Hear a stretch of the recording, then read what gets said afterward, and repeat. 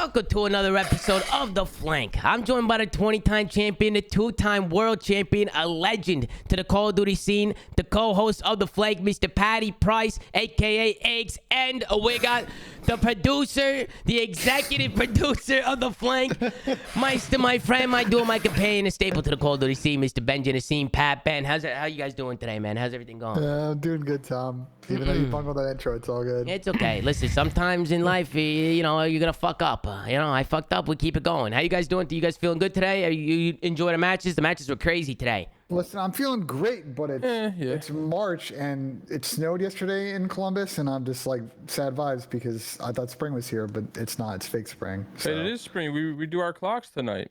Do we? Yeah, but there's like we lose an hour today. No way. We're losing an hour? Oh, you got to be shitting me. I need that hour. I need that. You know? But what are you going to do? Crazy matches today. We ended off with a fucking bang with the Seattle Faze series. Some pretty unexpected shit. But I think we should just hop right into it. We got 4 matches that we got to cover today. So we're just going to breeze through, give our thoughts, and we'll get predictions for tomorrow and call it. So let's get right into the news, as fucking Keemstar would say. Let's hop on over. We start things off with the Paris Legion going up against the Los Angeles Guerrillas. If I remember correctly, Mr. Patty P said, blow it up, he said. Pat, we'll let you get your... Bro, still blow it up. No. Blow it up. We also got a special guest, Asim, ladies and gentlemen. Listen, Blow, what does that mean? I said yesterday, I don't want... you're definitely on the team if I'm blowing it up. But, blow it up means, just drop a bomb on the roster and see what pieces, you want to get rid of. No, he wants you to change the roster, Asim. He's saying blow it up. No, you're staying on the team. You're in my rebuild. Hey, guys, welcome Asim to the flank. Welcome Asim to the flank, ladies and gentlemen. Hey, guys, it's a pleasure. It's a pleasure. It's my fucking duo. It's my duo. It's my brother right there. So I already stated, you would be in the rebuild. But look, I mean, Pat, it's a Paris Legion team that just made a roster change. It's the debut of Jimbo. We don't know what we're gonna see, but this is still battle of the 2 bottom 4 teams. So I don't think this win is good for LAG. Obviously, it's a win, a much needed win, but I don't think it's shifted my opinion on them. I don't know if it shifted your guys's. Well, I expected more from Paris today. For sure. What the fuck was that? Paris had a stinger today. They had a stinger. Don't even get me started on the listening. Did you guys hear the listening? Piss poor. Piss fucking poor. We'll get to listen on this map, but I mean, this is a funky day. We had a lot of teams drop absolute stinkers today, and just for whatever reason, just pull up and just not able to just have the teamwork going. It's not even just about the gunny. Like watching Paris's map, literally from this hill on, they just got absolutely world starred. Yeah, no, they got horked on this first map, completely horked on it. And I thought they were gonna have a little bit of a better showing. I'm gonna be honest. I thought a honeymoon phase would have helped these guys a little bit. And think about it, Austin finally didn't get turned on. Austin, it's the opposite of didn't get turned on. He fried. Austin fried all day today. And Asim, let us know if this is true, because I saw this on Twitter. This came down to him just switching an attachment on the auto. That's why he's playing better. What do you mean? Who said that? A lot of people. He changed from the M1 grip to the hand stop, I believe, on the auto. Oh, okay. What's the difference? A lot of main ARs runs the hand stop, but I run like the M3 ready grip. But to share my thoughts, Pat, like obviously not to sugarcoat it, we've been fucking sucking lately. Yeah, right. We started off very hot in stage 1. But yeah, yesterday was a very draining loss, to say the least. We were all super drained, and after we lost, it was like super sad, to be honest. But like I let a couple hours go by, and then I individually called every single person on the team. Got everyone back in a call. Yeah, one by one. I called every single person on the team. I like that. I got us all on a call, and we just hashed things. We just hashed through some things, and we just kind of said the same way in Lamar's interview, like, fuck what's going on. Let's go tomorrow with a clean slate and just trust our gut, because lately we've been in this kind of rut where we're super analytical in how we're supposed to play, and we're all making really good points, but it felt like we were way too hard on each other. So we just came in today and was like, yo, like we've all been pros for years. Let's just go out and play confident and play with our gut. And I mean, it ended off in a 3-0. So it was definitely a much needed win. I think if we lost, it would have been really, really, really, really tragic. But I think going forward, this was definitely a much needed win for us, for sure. Yeah. Dude, I like how you got everybody together. Sometimes you need someone like that to just get the team together, sit down, and talk. I mean, like usually after we lose, Tom, like we have like a lot of productive talks, but after we lost against Florida, it was like very depressing. Like it just felt like nobody had any energy to like speak, you know? Yeah. So I knew I need a team meeting. Can you give needed. us some insight on why you played Bocage against Florida yesterday? Not that would have changed the series, but just. I mean, we've just been lacking in our hard points, like I said, like our scrims and shit. We've just been lacking a little bit, so we kind of wanted this match up against Bocage. And I don't know if you guys watched the map, but we're up 40 to 50 points the entire way until the last P4. So it's like it's not like they were dominating us in by any sense. I bet more so as like the perspective of that's really the only map that Florida's had any success on as a team in hardpoint. So giving them the map that is the only one they can even show that they have, you know, some decent play on. I mean, that's also fair, but like usually, Pat, we don't have an auto view on hardpoint. The last couple of weeks have been a little struggle for us, but I mean, like if we can go back to our strong suit in hardpoint, we'll never have an auto view. Speaking of struggle, Q is up to a point of a thing I want to talk about. Tom, you want to go ahead? Let's play this Paris listening. Yep, I already put the volume up. You could go ahead and start it. Let's tune into the Paris Legion. Yo, cross the front hill on the red thing. Outer got me. Front hill. Hey, one more outer. One's coming P5. I think they say my name like 50 times in this listening. Bumping him out. There's two docks. I left. There's two P2, okay? Oh, cross. He's top tower. Docks right now. Oh, one shot in hill. Hook. Austin tower, one hill. Yeah, I'm behind. Come on, yo. Let's kick up right here. I hit him. I'm P1. He just said that and none of them talked None of them talked. I know. What the fuck? One hill, Kyler, one shot. Listen, one shot, one bullet. But they all just died. They got 4. Hold on. Listen. Watch this. No, this is gonna be right. I'm nading left side hill. Alright. He's still gonna be top tower. Top 3 weak and one time. Yep. Where's he at time? I don't know. I actually don't know. I naded left side time. I'm nading top 3. left side time. He's still tower, guys. One shot top 3, ace him. Okay, everyone go right then. Everyone go right. We're not listening. Let's play left. Keep one shot time. We have to kill this guy left. We're spawned. He's on the left. Top tower. Top 3. One shot. Ace Low him. left time. You already play the rest of the I'm coming left. Top 3, ace him hurt. He's on street. Listen, dude, we get the point because this is about to end. Bro, what the fuck? What the? Why is nobody answering Don? Can somebody talk to Don? Bro, Don is trying to coordinate things. Hey, we need to kill the kid top tower. We need to do this. We need to do that. When you come off spawn, hey, yo, come with me. Let's go kill this kid. Come this way. Throw your tags. Watch over me. Do something. Like, call out something. Small talk something here. What the fuck was that? Pat, we'll start with you. You know what this sounds like to me, bro? What? This sounds like a team that got absolutely waxed in their warm-up scrim. Like, I don't know who they played in their warm-up scrim, but it actually sounds like they were just defeated from the get-go. Like, this is map 1, and they were only down like 25 points. And yeah, like you said, Don was the only one that had any composure to try and get something going. But like for example, you got 2 new players on the team, right? A little bit of honeymoon energy, and they're not calling out. Why is John calling out more than like Jimbo and Tom? I don't get that. They're not doing the basics. They're just calling, here's who killed me, not calling up where we spawn, not small talking. Like, I get it. Maybe they had a bad start to the day, but bro, like, once you plug your controllers in and map 1 starts, like, you got to get in that mode. Bro, I'm getting more comms in rank play when I plug my microphone in. Just put it that way. I'm getting more comms in rank play when I plug my mic in, and people are going crazy in rank. I'm getting better comms than that. Nobody's even talking. They're not even doing anything. Seriously, it was just a whole bunch of bullshit. Listening. And then it just as soon as I heard the listening, I said they're getting shit. That's it. They're getting shit on. Okay, you can always tell how a team's gonna come out and play through their comms. Sometimes, not always, but sometimes you can. And I definitely could tell right there that they don't seem in it. They just don't. They don't even see it. And then you had Slasher doing this, who's 24-11 right now. And I know some people in the chat is like, oh, it's Paris, this and that. But I mean, Paris hasn't always looked. They've had some signs of lights at times, and they had a honeymoon phase going into it today. They picked up Tom and Jimbo, who everybody has been raving to get these guys into the team. I mean, people have been talking about Tom for a long time. Jimbo, a lot of these guys have been doing really well in challengers. I mean, we can't just talk about these guys like they're nobodies here. You know, we can't. They're a professional team in the franchise, and they just sounded like they didn't care. So that kind of pissed me off. And Tom was in an absolute headlock by Austin this entire map. Like he couldn't get any spots. He couldn't get anything going. And then Yeah, I agree though, Tom. I mean, at the end of the day, like whether you're the 12th team in the league, like you gotta at least try, right? It just sounded like they weren't even trying. Yeah. Other than Don, let's make sure we probably state a lot that. of these teams have to understand is like you only play 5 games in every major split.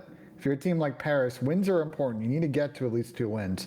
You cannot pull up to your first series coming back from the major and not give 100%. You cannot just go instantly down 0-1. It's going to put tremendous pressure on the rest of your 4 games. And by the way, looking at their schedule, they're going to play Minnesota tomorrow. We'll obviously talk about that. They're going to play London, New York, and Toronto. Like there are some tough matches coming up, and to come out with a stinker map 1, and then obviously we'll talk about map 2 and map 3. It's it's a big learning lesson for them. You can't come slow. I mean, but like, are you guys surprised though? Like, I mean, I don't mean to sound like just a dick here, but like, I wasn't expecting this team to come into stage 2 and get a bunch of wins and make the winner bracket anyway. Either way. No, like, but you no, but I thought they were gonna look better than this. But Tom, yeah, that's fair. But Tom, if I'm an owner of a CDL team or a coach or even a player in this team, we already established Paris does not give a fuck about their CDL team.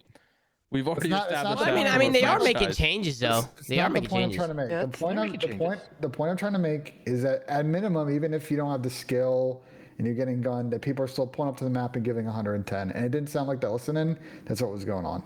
Yeah, well, I agree. That's my point. Let's get into the next map. Then we get into a Desert Siege S&D. I mean, the first map was a complete blowout. 7-1 map or round count. You think so, Ism? You think you guys are the one? Yes, I absolutely. Tom, I let us get ninja. I let us get ninjas, Tom, and everybody was like, "It's okay, regain," and I was like, "Man, I'm so sorry, guy." I just kept saying sorry, you bro. messed up. I was so down bad, bro. It was the 1-1 round where you got ninja because I have it written down in my notes. Was it 1-1? Okay, there was a couple ninjas. We got 1v3 by Tom Gruber. Yeah, this is a tough 1v3 to watch. Tom Gruber. So what happened in this 1v3, Asim? Kind of break it down. What the fuck were y'all doing? We get the B bomb down. Ideal scenario. We get the bomb down. We're saying it's Tom Gruber. Slow player. Mm-hmm. For some reason we're telling Pierce to check the bomb when he can already see the bomb from down there. We give Tom Gruber a freebie. Yeah. And then he just makes a good play and preems the top secret plat. I think. Well, Hook has to check. He has to check. And Tom knows that. So honestly, it's a good play out of Tom. Good play out of Tom. Tom's the go for that one. He was able to pick up big P on the field, and once he makes it a 1v1 situation, I just like the patience from him. He uses the time to his advantage. He knows Hook has to come and check the bomb, or he's going to be worried about a ninja defuse, and he catches Hook slipping. So just a good heads up play to Tom. Game is tied up at 1, and then this is where you guys try and get that rush plant down on A, and where you get ninja'd here, Asim. Yeah, listen, guys. I don't know if people in the chat know. It's a universal rule. When you plant the bomb, it's your responsibility to check it. Okay. Is that a universal rule? If you can check on the minimap, I am sitting right next to the bomb. All I have to do is look to the left a little bit, and I would have caught him slipping. No. Okay, you didn't do that. I take full responsibility. I also apologize like 50 times in the play. I said, guys, I'm very, very stupid. This is on me. Sorry. Especially when you have man advantage. There's like no downside to checking the bomb. I'm right there, Pat. All I have to do is look left a little bit. Look. You just gotta look. I'm like, sorry, guys. Oh, you can see it in your face. You can see it in your... Oh, shit. Now, what are you going to do? You guys end up bouncing back from this. I think this one went pretty much all the way down to the wire. There's another ninja defuse in the 3-4 round. So just a lot of... Bro, what is with ninja diffuses in this game? Especially on Desert Siege. No, that's the gimmick of this map. Because when you plant the bomb in this map, you have to can't give really up get lines of sight. Yeah, you have to give up the sight. So, like, people can ninja right away. People are going to figure out really good post plans on how to play, like, the ditch and outer and just play all those headies and play ratty. Because that's the only way you can guarantee that you can't get fucking ninja on. Yo, did you guys peep the collar today? The collar? What kind of collar you have on? The polo shirt? Yeah, you guys peep that? It's business. You were it's not strictly business today. It's strictly business got the collar shirt on. I like that. I like that a lot. Just formal today. So this was an interesting round. 3-4 round. Paris do a good job getting this bomb down. But again, another ninja defuse comes in. Paris can tie it up here. But I don't know how the hell you guys got this down. This is a tough retake. The only way you can win this retake is by getting on the bomb, I feel like, or just getting pigs. How did John get gunned? Looks like he got mapped. It looks like he got mapped here. But this was a huge swing round to me. This is what solidified the win here. Definitely. It's very hard to retake this bomb. Yeah. So where is John right now? John right now, he's middle alley. He's like short right now. He's running back to the base. How did he get picked? Did Big P snipe him? I think so. I think he had a sniper in this He round. must have because he's No, he no, he's down beamed there, his he's down ass. there. He just beamed him right there, right there. wow. That's the site right there. He just had an angle on him. Message. He had an angle on him, and then Jimbo's forced to what? Slide down the stairs and check the bomb. You guys make a good initial play by waiting for somebody to check to get another pick, and then you guys hop on a bomb, and then that's when you guys pretty much solidify this dub right here. This was a big swing round for me. Ninja. Good heads up play. Good heads up play from look I at gave Don. Austin some good gas. I said thank you. We re-ninja'd them because they ninja'd me. You know. And Don lost composure after that round. He put his hands on his head. He said, "Ma, I don't know what the fuck is going on." He's leaning all the way back to the backdrop. Yeah, so I feel like now this is where Paris Legion just seems mentally chalked to me, especially after this second They map. seem like that map won. Yeah, seriously, from the start of the series, what do you think it is, Pat? Like, how can you come out like that, especially for a Jimbo debut?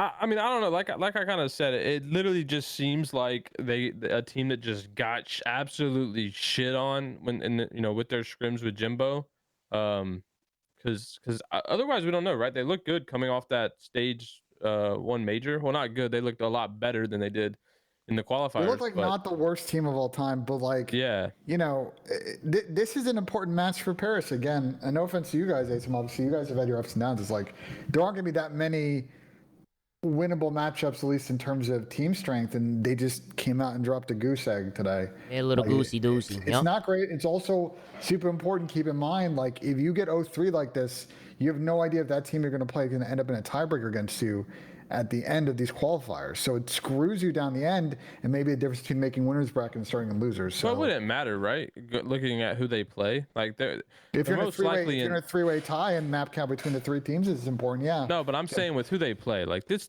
Paris team is gonna be losers round 1 at major 2. Like, yeah, that's not a guarantee. I would put every dollar I own, my GTR, everything. I would put it all on the fact that Paris would be in losers 1. Nice flex. It's a nice flex. All you got to do with this format is, depending on our breaks, is you get 2 wins in these qualifiers.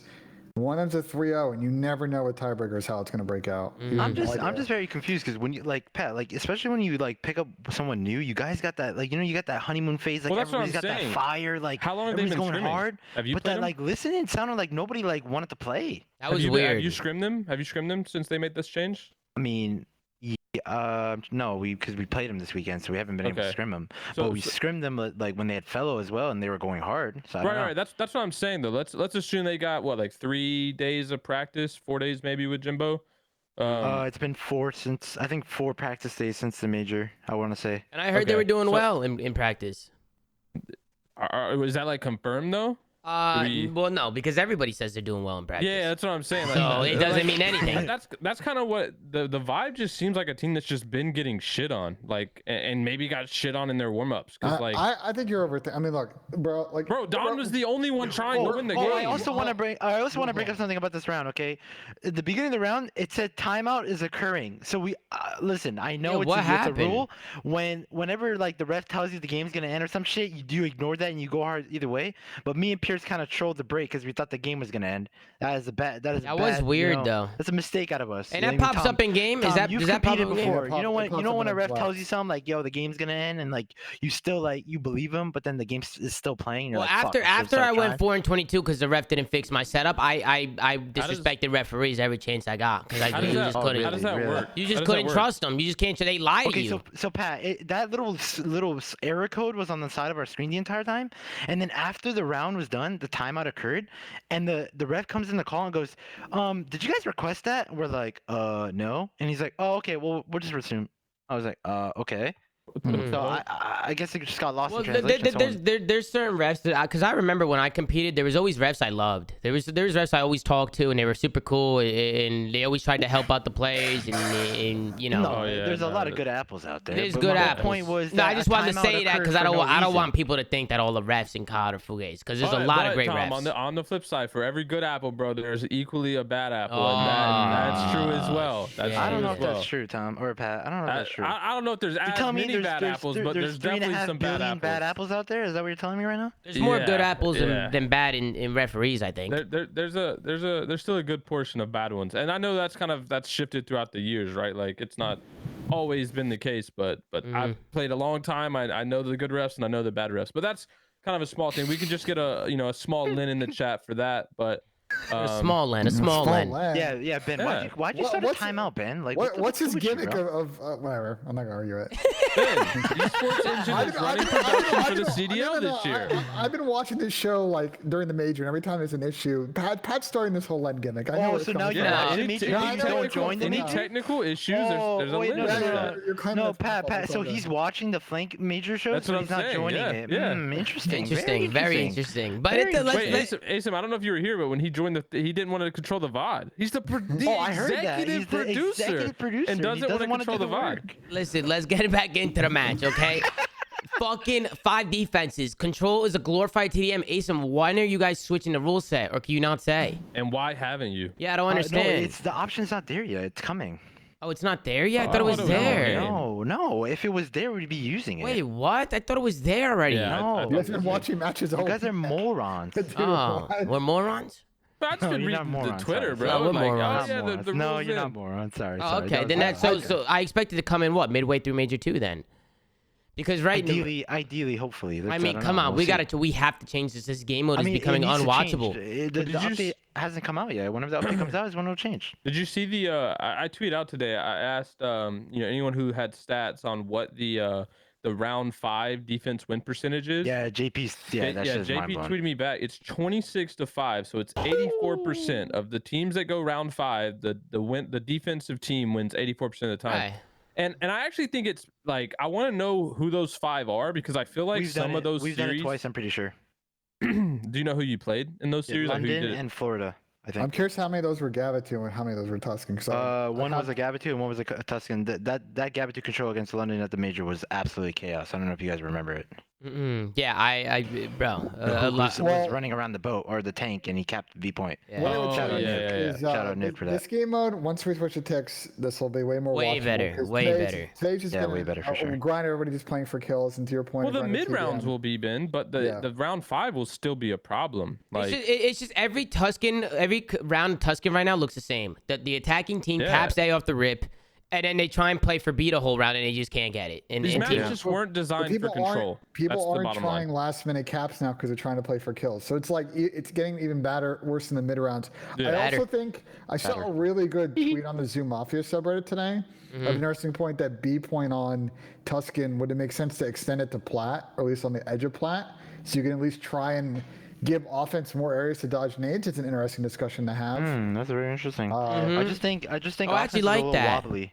Yeah. I I don't know actu- who put on the ZooMAFIA Yeah, subreddit. that's but actually a shouts good out. take to extend the hill into the plat. I don't think it should go to plat, but I do think it should get a lot bigger, so it's a lot easier to dodge nades. That way, we would at least get more incentive to stack. Like you could maybe push it out middle alley a little bit, like just make it so nades are a lot harder to kill people. I think plat would be pretty OP because you could literally just like it's gonna probably be a lot of like people standing up top and contesting down low. Like that's a pretty big change. Like it's not as big as when Garrison made that move, but that's a pretty massive Ben, one. you're echoing.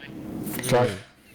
What the fuck? I think offense is just a little wobbly, Tommy. That's Little all I wobbly. really think. Yeah, a Wobbly, little that's a Ben wobbly. word Shout right out there. Ben. Shout out Ben. Shout out Ben That was in the the scene. 2021 Ben. Well, listen, nothing but defensive wins here on the Tuscan control. I think LIG just did a good job holding their lanes. They drained down the lives really well in their last round. So you can see the frustrations coming out of Donnie and Look the at us, we're Paris getting boys. hyped after Paris, guys. Let's go. Well, I mean, hey, Wait. listen, you got to ride the momentum Don's off any face dub. tells Yes, the story. yes. Yo, I replied to the colleague Instagram and someone said, "Shut the fuck up, you beat Paris." And you know what I replied? I said, "A W is a W." No, in fact, you got to ride the momentum off any win you get. I mean, if you, especially if you're A struggling, win is it's a win. yeah, you want to It get don't matter those if you win dubs. by an inch or a mile. Oh, okay, Fast and the Furious, fucking Vin Diesel over here. All right, let's get Pat. What were you gonna say? Donnie's face is telling you a story. Yeah, I mean, it told me everything. Like you can just look. He literally just looked frustrated. You could just tell something's off. Like I don't know. Obviously, Tom Gravity had a pretty bad series. I don't know what his ending stat line was, but It's not great. yeah, it was obviously he got pretty. Tom is Big usually piece showing out. consistent. Don't worry, he'll come out strong tomorrow. He's Mr. Consistent. He'll get Yeah, his. yeah, no, that's what we kind of were talking about them before. So to kind of see that, he played That's what you were so saying, Pat, bad. before. Is that like that even Donnie was saying like Tom is the rock, like he's always gonna be doing good. So Yeah, I mean, he's not I gonna just win think you that a it was game a or rare lose day. you a game, but Yeah. today, I mean, it's.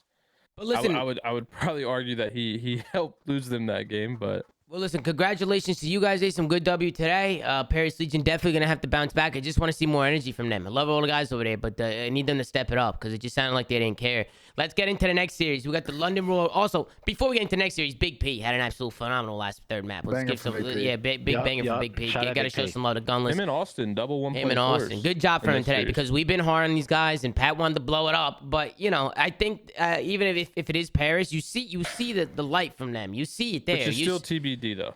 To be determined. To be determined. Well, Paris But got to play we'll give him Minnesota some love. tomorrow. Guys, I have a guest while joining us. Sorry, I'm also I'm dragging producer him on in. the show. You're dragging I was him. about to drag him in. We got the London Royal Ravens going up against the Los Angeles Thieves.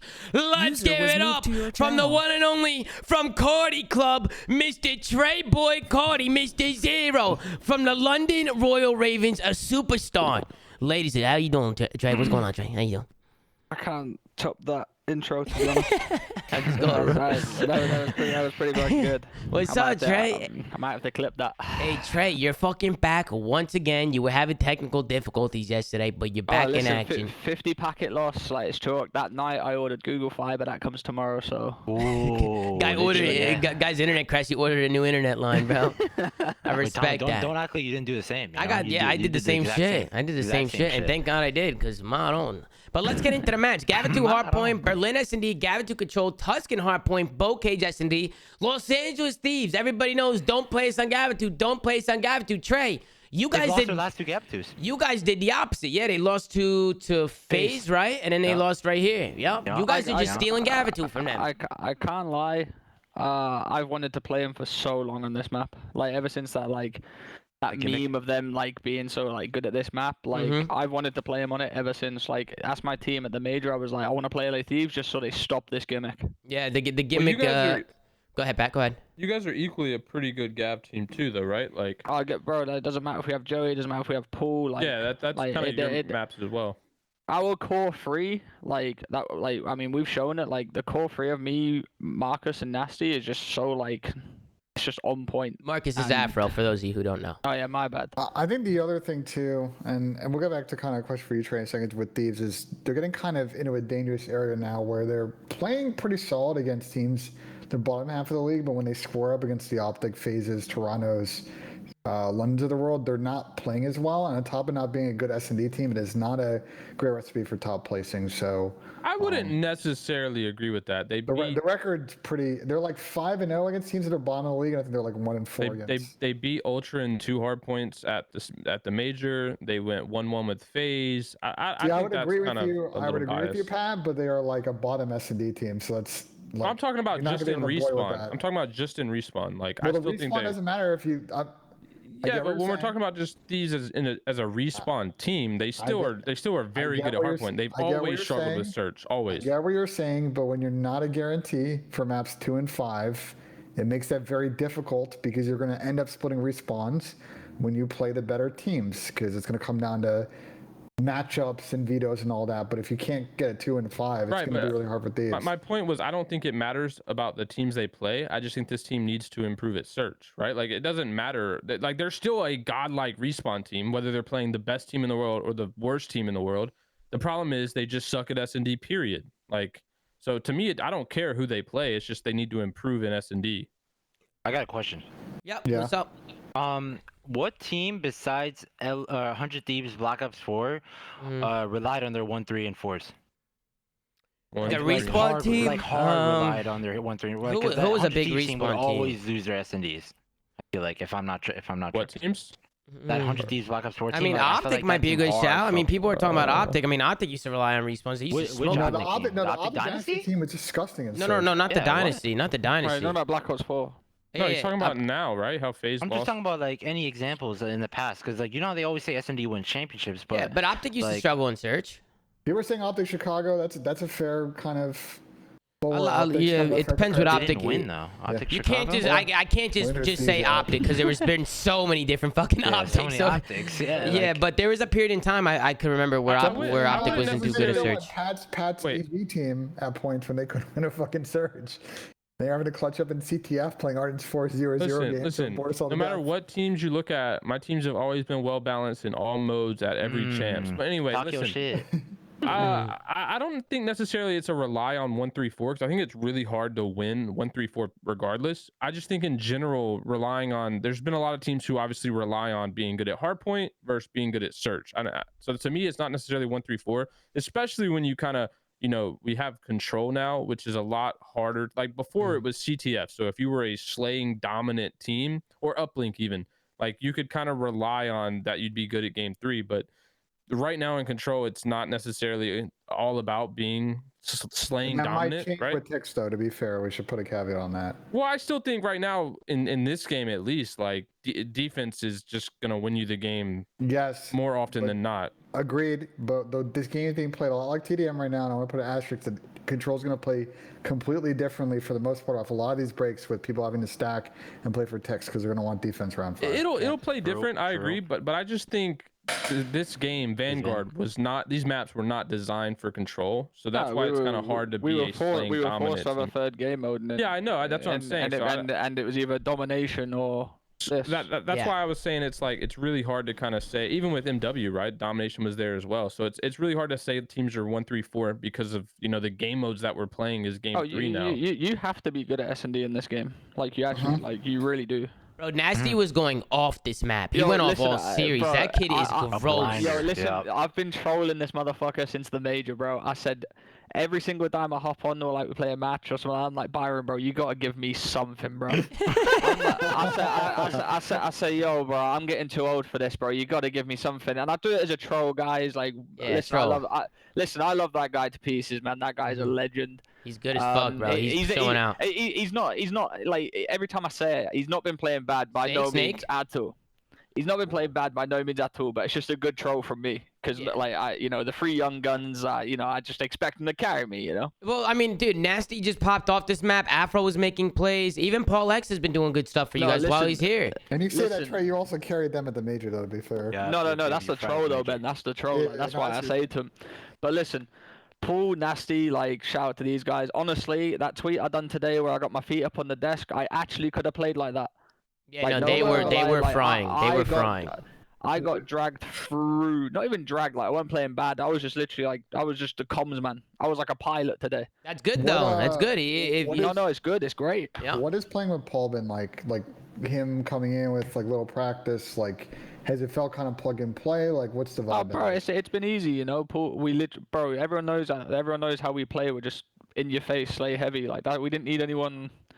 We didn't need anyone like methodical or anyone like that. You got me. Like, you don't need anyone like that. I just need slayers. If anything, I think Paulehx is really showing why he should be in the league. I mean, he's coming out, he's playing with a good team, and he's playing really, really good. He's slaying. Trey said it yesterday in his interviews that people are faded for not picking this guy up. We heard him in the interview today talking about how he hopes he gets back on the stage. He wanted to prove to everybody that he's a good player, and I think challengers might have decreased his stock a little bit because it's challengers. As bad as it's been, like. For us and like not having Joey in terms of mentally for us it's like we hope Joey's okay because when he comes back we want to pick up where we left off. Yeah, but it's so refreshing to see that we are as good as we are without Joey with 1.5 days of practice, and it's so refreshing to see Paul just come back and just absolutely fry. Yeah, no, he had an insane day too. Honestly, it's been like he's one of the best, like I can say, like 1.5 days practice and he's come in, he hasn't questioned anything, he just listens to us, and that's he's got a good head on his shoulders, man. He's a good dude. He wants to work hard, wants to get back into the league. He grinds the game. I mean, you could tell he's showing out. You could tell how happy he is to be up there playing with you guys. He knew exactly what this was. This wasn't just like, oh, I'm picking up for London. This was a trial to see, like, if he could get in the CDL. 100%. And I think he made the name for himself now. There's no way in hell if you're New York subliners or even Paris or some of the teams at the bottom looking at Paulehx. I don't understand why you wouldn't look at him. The only thing I've heard about some of the pros are talking about challengers and how he might not be performing that well in challengers, but it's a team game at the end of the day. And if he's not playing with the same level of people down in challengers, like it's hard to play the game the right way with people who don't really think like you or have the same mindset as you or maybe not as talented as you. So it's like, challenges, you take it with a grain of salt. That's why you got to watch it. when I watch challengers, I watch as individuals. You know, they're just trying to show out. Yeah, you're like... trying to look at the individual play and see what they're doing. Not really so much about the placings, because we've seen it with Capsule and some of these other guys coming from challengers that, you know, they don't really perform that well in challengers, but they're definitely good players that can play in the pro league. You know, so Yo, good. Pat. Yo. Sorry to cut you off. No, Tom. you're going. Go ahead. We won a Berlin, Pat. Did you? Yeah, Well, we won a Berlin. Oh, Yeah. you did. Interesting. You're not. I mean, you're playing like one of the worst S&D teams, man. Oh, we're 1 and 6 that's though, not Pat. Come on, right. man. They are 1 and Yeah. 6. Nah, honestly, like. I mean, it's definitely wait, tippable. Don't get me bro, wrong. no. We should be 6 and 1 on this map or something like that. Do you know the amount of round 11 chokes we've done? 4v2. Do you guys like 2v1s? crush people in scrims on this map, and that's why you guys keep picking it? They just have a lot of confidence. No, we just know that we're good at this map, and we shouldn't have lost it as many times as it says. You've lost it a lot of times. That's why I'm asking. Like, Yeah, we've lost. I think we've lost. no offense, it's like We've lost 5 round 11s. Wait, did you actually? You lost 5 round 11s on this Yeah, map? the only time Jesus we've been Christ. the only time we've been bodied is by optic. That's literally it. That's crazy. Bro, we think we are so good at this map. We That's- beat that's London crazy. twice in the round 11 against them. yeah, there you go. That's actually insane. That I didn't know that. So that's a crazy stat line. I mean, so you, yeah, you guys probably have the most reps on that map out of anyone. Yeah. The match. I Mm-mm. mean, hey, fuck it. We're just so well rounded. We'll play anyone and anything. And Apart let from me Broken ask you Cowboy. guys this, right? Because we're always talking about Los Angeles Thieves and their S&D. And I've asked this question before. So before people say, oh, same shit, they're talking about the same shit. But listen, LA Thieves, they have to clean up this game mode, bro. They have to. I'm surprised they made this play, by the way. What, pushing through docks? Yeah, what were they doing here? Oh, no, I don't usually laugh in game, but like, look at my face here, bro. Yeah, you're mind blown. I'm like, You were bro, like, they had full control of A, and they decided to push our sport. it shows a lack of confidence right look there. at Trey. I mean, What's happening, fella? They ran through docks. No, because Paul and Marcus go, yo, let's push it. I'm like, all right. And then Paul just sat there like, I don't see anything. I think they're pushing through. I go to my back spawn. I see 4 man. Well, at least they're attempting to make a play. At least the Thieves aren't scared to try and, get aggressive and try and make something happen. But I just a play though. I just feel like there's no game plan You there. gotta know what's not a terrible play. If you dive in on their stats, like they are near the bottom, if not the worst team in the league in getting first bloods. But So they don't have trolled lot a of couple really- rounds this map with getting first blood. Well, that's the other piece too, which is they're really bad in the 4v3 situations. They don't know how to capitalize on the next kill, get the bomb down, force teams to come with them. Like just a situational play in S&D is really bad, especially on offense. And like they need to figure it out because you can be a great hardpoint team. They're an okay control team, but like they're not going to win a lot of S&Ds against top teams, and you're just putting yourself in a massive handicap against the better teams in the game. Yeah. Simple. Yeah. No, they just been struggling, and I feel like they're such a strong respawn team, even though today didn't look too good. They're good at hard. I mean, to be fair, they're good at hardpoint. Yeah. Hardpoint. Control is they're middle of the pack in control. You can get away with that. It's a third game mode, but hardpoint they're obviously near the top. I mean, I would say this team should honestly start looking into getting an S&D coach. Like, clearly, what their system, whatever they're running right now, doesn't work. And I'm sure JCap feels he can like help, but at this point, I mean, you have so much talent on this roster. Like, to me, I just get somebody to help you out and search and see what that does. It's not like it's a, do a trial run or something. See if it just works for a little while, because I couldn't see it being much worse than it is right now. It doesn't hurt to have one person, to have a dedicated person to focus on that game mode. I mean, every team should be looking to get an S&D coach. Let's ask Pat this. Pat, your EG team was horrendous at Search and World War II, and then you guys picked up Bevels. Did that help a bit? Well, you got to think. we made a roster change at the same time we picked up Bevels. So yes, like sure, but our roster change helped us more than anything else. The other example is, and I think Faze talked about it when they came on the show last year, and they've said in interviews, was like them picking up Tupac. They were a good S&D team. All right, so what are good examples of LA Thieves to pick up right now, Ben? What's up? What are good examples Well, that's the in thing. the community that you can pick up right now? It's hard Like, to what are the actually heads? find a good S&D coach. I don't The only thing I can think of is but- like Tiny or Teddy Rex or. And how much are they gonna help out? Hold on. Fuck it, bro. How'd you Let sit me- around sitting there waiting for someone to hit him up. Like I'm sure there's Hold plenty on. of people that can fit in that slot. Let me look at my schedule. So Yeah, I Pat. could probably work them in the mornings if they want to get up a little early. I could probably fit them in. Listen, bro, get 2-pack on a get 2-pack on the bag, bro. Just get him signed both teams, bro. Okay. Let's get I don't think that. This really works for Faze. Let's Yeah, I don't think that's gonna happen. Get this guy on the fucking bag, bro. Well, just to talk a little bit more about the map, I mean, this was very back and forth all map long. I think it was the 3-3 round. It was a big swing round from London. Fucking, it was Nasty who came in, swooped in with a big 2-piece. But it was LA Thieves with the B plan. They were able to rush B here, get the bomb down, and they end up tying it up at 3 here. And then after this round, it was Nasty hoping things up. But it's these mid rounds, man. These rounds right here, man, when the games get hectic like this, these rounds are massive. When the game is tied up at 3, you can't afford to lose rounds here. So this is where you need people to step up. And Nasty just gets aggressive. He gets aggressive. He's not scared to make a play. He's able to pick up 2, and he gets that bomb down. So this guy's just doing everything. He's doing it all. Trey, you're able to get 1 before you fall, if I remember correctly. Yep, you get 1 before you fall, and just like that, 3v1. Good round out of London. But then the Thieves keep bringing it right back. It just feels like it's so back and forth.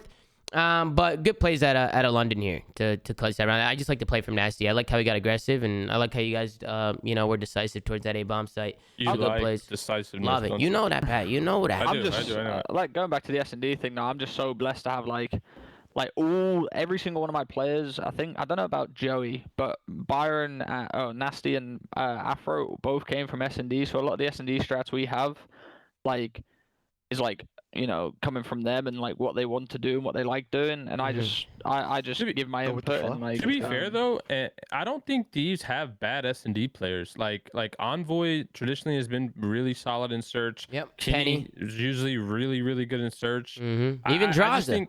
I just think this team is not on the same page. Like, they don't have. Well, listen, let's get, because I have it written down. I want to go over this round. Go to the 4-4 round, because LA Thieves end up clutching this. They go over to the A site. They get it down. Nasty's on the other side of the map. He ends up getting shit on it. Not shit on it. He just gets smoked in the 2v1. Nothing he can really do.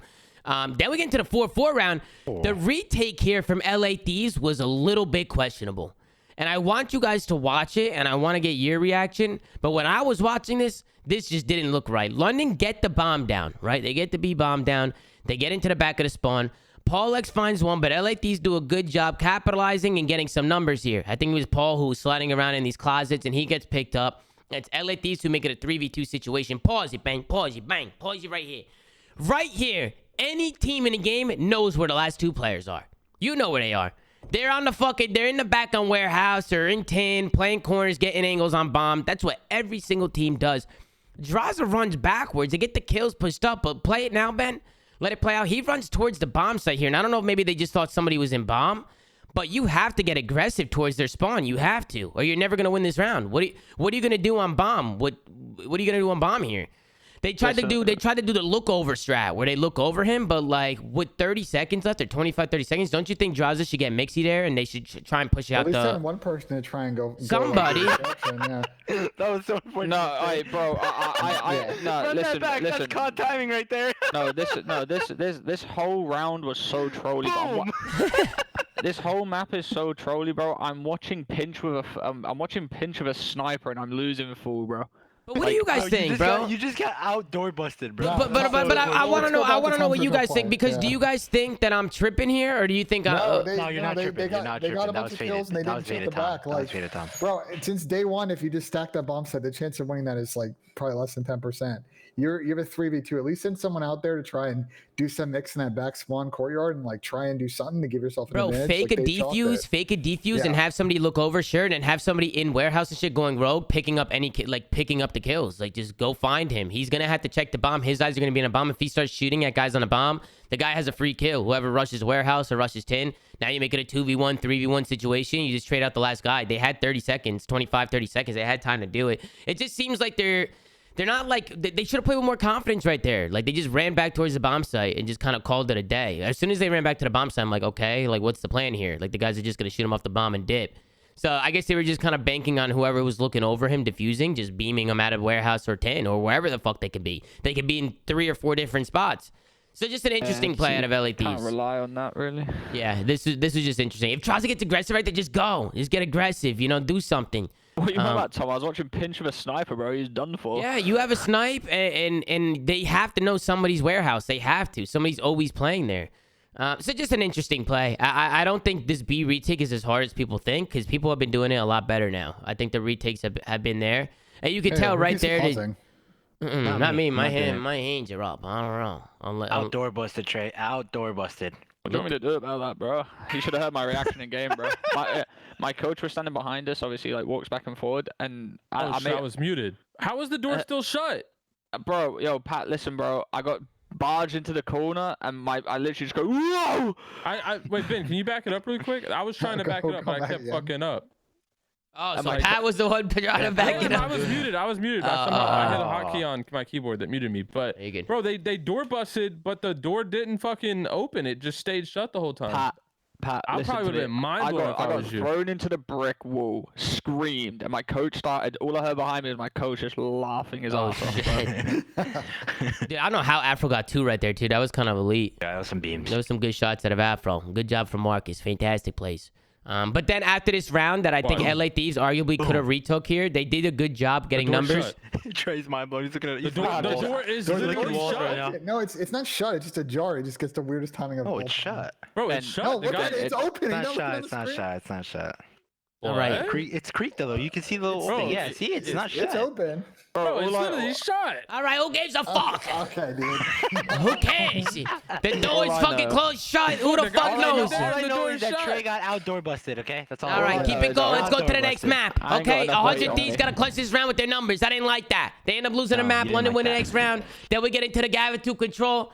And again, this is just it's a glorified fucking TDM. Trey, you guys weren't even trying to win O's. Don't fucking lie to me. You were not trying to win offenses. You were trying to just get kills. Who wants to win an O and you can get D round 5? That's what I'm saying, Trey. That's what I'm saying. You guys were sitting spawn, just holding L triggers on O's. I mean, I fuck with it. Straight to round 5, man. Like. Yeah. No, I'm down. I'm down. Seriously, until listen, once they get this game mode fixed, fixed, want me to tell you, I could lie straight to your face. Once they get the game modes fixed to the point where teams are gonna have to make plays and get ticks on the point, it's gonna be a lot more enjoyable to watch because the B strats are gonna be more important. Because if you can get the 4 set of kills and two ticks on B, yeah, you get a huge advantage on offense. 100%. No, I mean we tried, but like when the game's getting a bit further down the line, bro, like what do you want me to do? Just fucking fly out? Trey, listen. At one point today, we got 4 down. We still said let's play kills. That's how OP defense is. 100%. It's a glorified TDM. It's hard to watch, bro. It is. It's gonna get fixed, and this game will get a lot better. Once it will. It will. It's just hard to watch right now, to be honest. It's super repetitive, especially the Tuscan controls. So the offensive team caps A off the rip, then they just play kills and try and work B, but they never get it. At least we make it pretty enjoyable. I'm a pretty good B player. No. You guys still do a really good job. I mean, let's not get it twisted. Teams still win offenses, bro. Like it's not like teams don't win offenses. You still have to come out and play and do your thing even on defense. Because if you get put in a trap and you go 4 dead and now you're pinned, teams can work stacks and work kills and stop that clock and win offensive rounds. So you guys still need to perform here. LA Thieves were able to clutch up A here. But you guys do a good job just holding the line. What I love is that when you guys get kills, Trey, you guys are not scared to get pushed up. A lot of times in control, you'll see teams get 3 or 4 dead and they still don't move. They just want to hold their headies and hold their positionings. But I think if you push up, you could delay pushes. I know Afro is always getting mixy. He's always going rogue and just being a nuisance. I feel like that's what the top sub's been doing on this map. I don't want to get naded. Well, yeah, you don't want to. Yeah, you don't want to get naded. I don't want to get naded. I don't know if the league tracks this, but if there's a stat line for players capturing ticks, Treyboy Cardi might have 27 ticks on B. Yeah, dude. Single-handedly. Trey owns that B. He loves right B. There. He loves it. I've said this a million times. Trey's the best B player on Gava 2. I've done it again today. I got a tick. I know. You're always there. Time, Trey. I don't know. I don't know how he does it, Ben. He's a magician. Mm-hmm. You're just really good at picking at knowing when to get aggressive on that B side, and you do a good job with that stuff. That's just something you can't teach, Trey boy. You can't teach that. That's just natural awareness, my guy. That's just built into the chromosomes. Yeah. You know? Yeah. Yeah, bro. Oddly enough for Thieves, I just looked it up. I think they were 4-0 on this map before this started. And they were 1-4. 1-4 in Tuscan. So that's yo, and keep this in mind. Keep this in mind. JCap picked Tuscan versus Toronto Ultra. Let's keep those stats in mind. Let's keep those stats in mind. Damn, Pat. And versus Toronto Ultra, winners round 1 at the major event on LAN, he picked Tuscan as the higher seed. I just want to clarify that. Well, let's wrap this up, Trey. You guys obviously played with this sub this week and went 2-0. That's extremely typical, obviously. So you guys yourselves up for a good position over the next couple of weeks. On the Thief side, I mean, Envoy's their best player, not even close. They got to play Optic He's the best player. Envoy's got like. That was my only thing this week. You know, it's going to be a tough week regardless who we play. But if we somehow went 2-0 and set ourselves up for winners bracket for when Joey gets back, that's like the end goal. Yeah. Like that would have been just like what happened this weekend. I couldn't have asked for anything more. And he for sure comes back to play your next games. As long as everything goes alright with the doctor's appointments, and yeah. But right now it's looking like Wednesday is coming back, and yeah, I can't wait to have him back because I'm sick of seeing that cutout of him in the office. It keeps scaring me. I think on the Thieves point, unfortunately they play Optic tomorrow.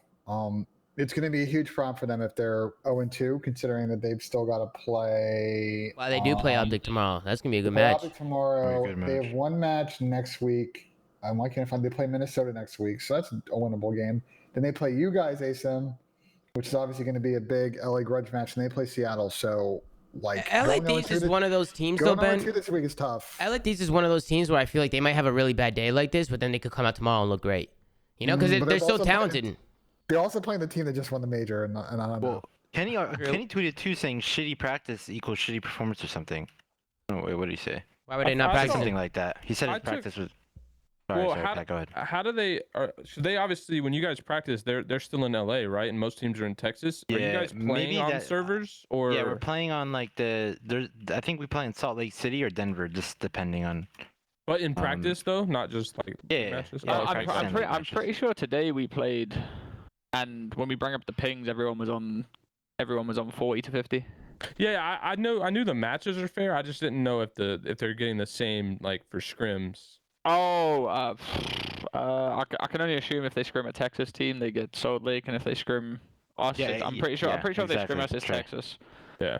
Well, let's get into the next series, Trey. Congrats on a dub today. You guys look phenomenal. You guys look good. You guys can stick with us if you want. We're gonna be talking about the next series.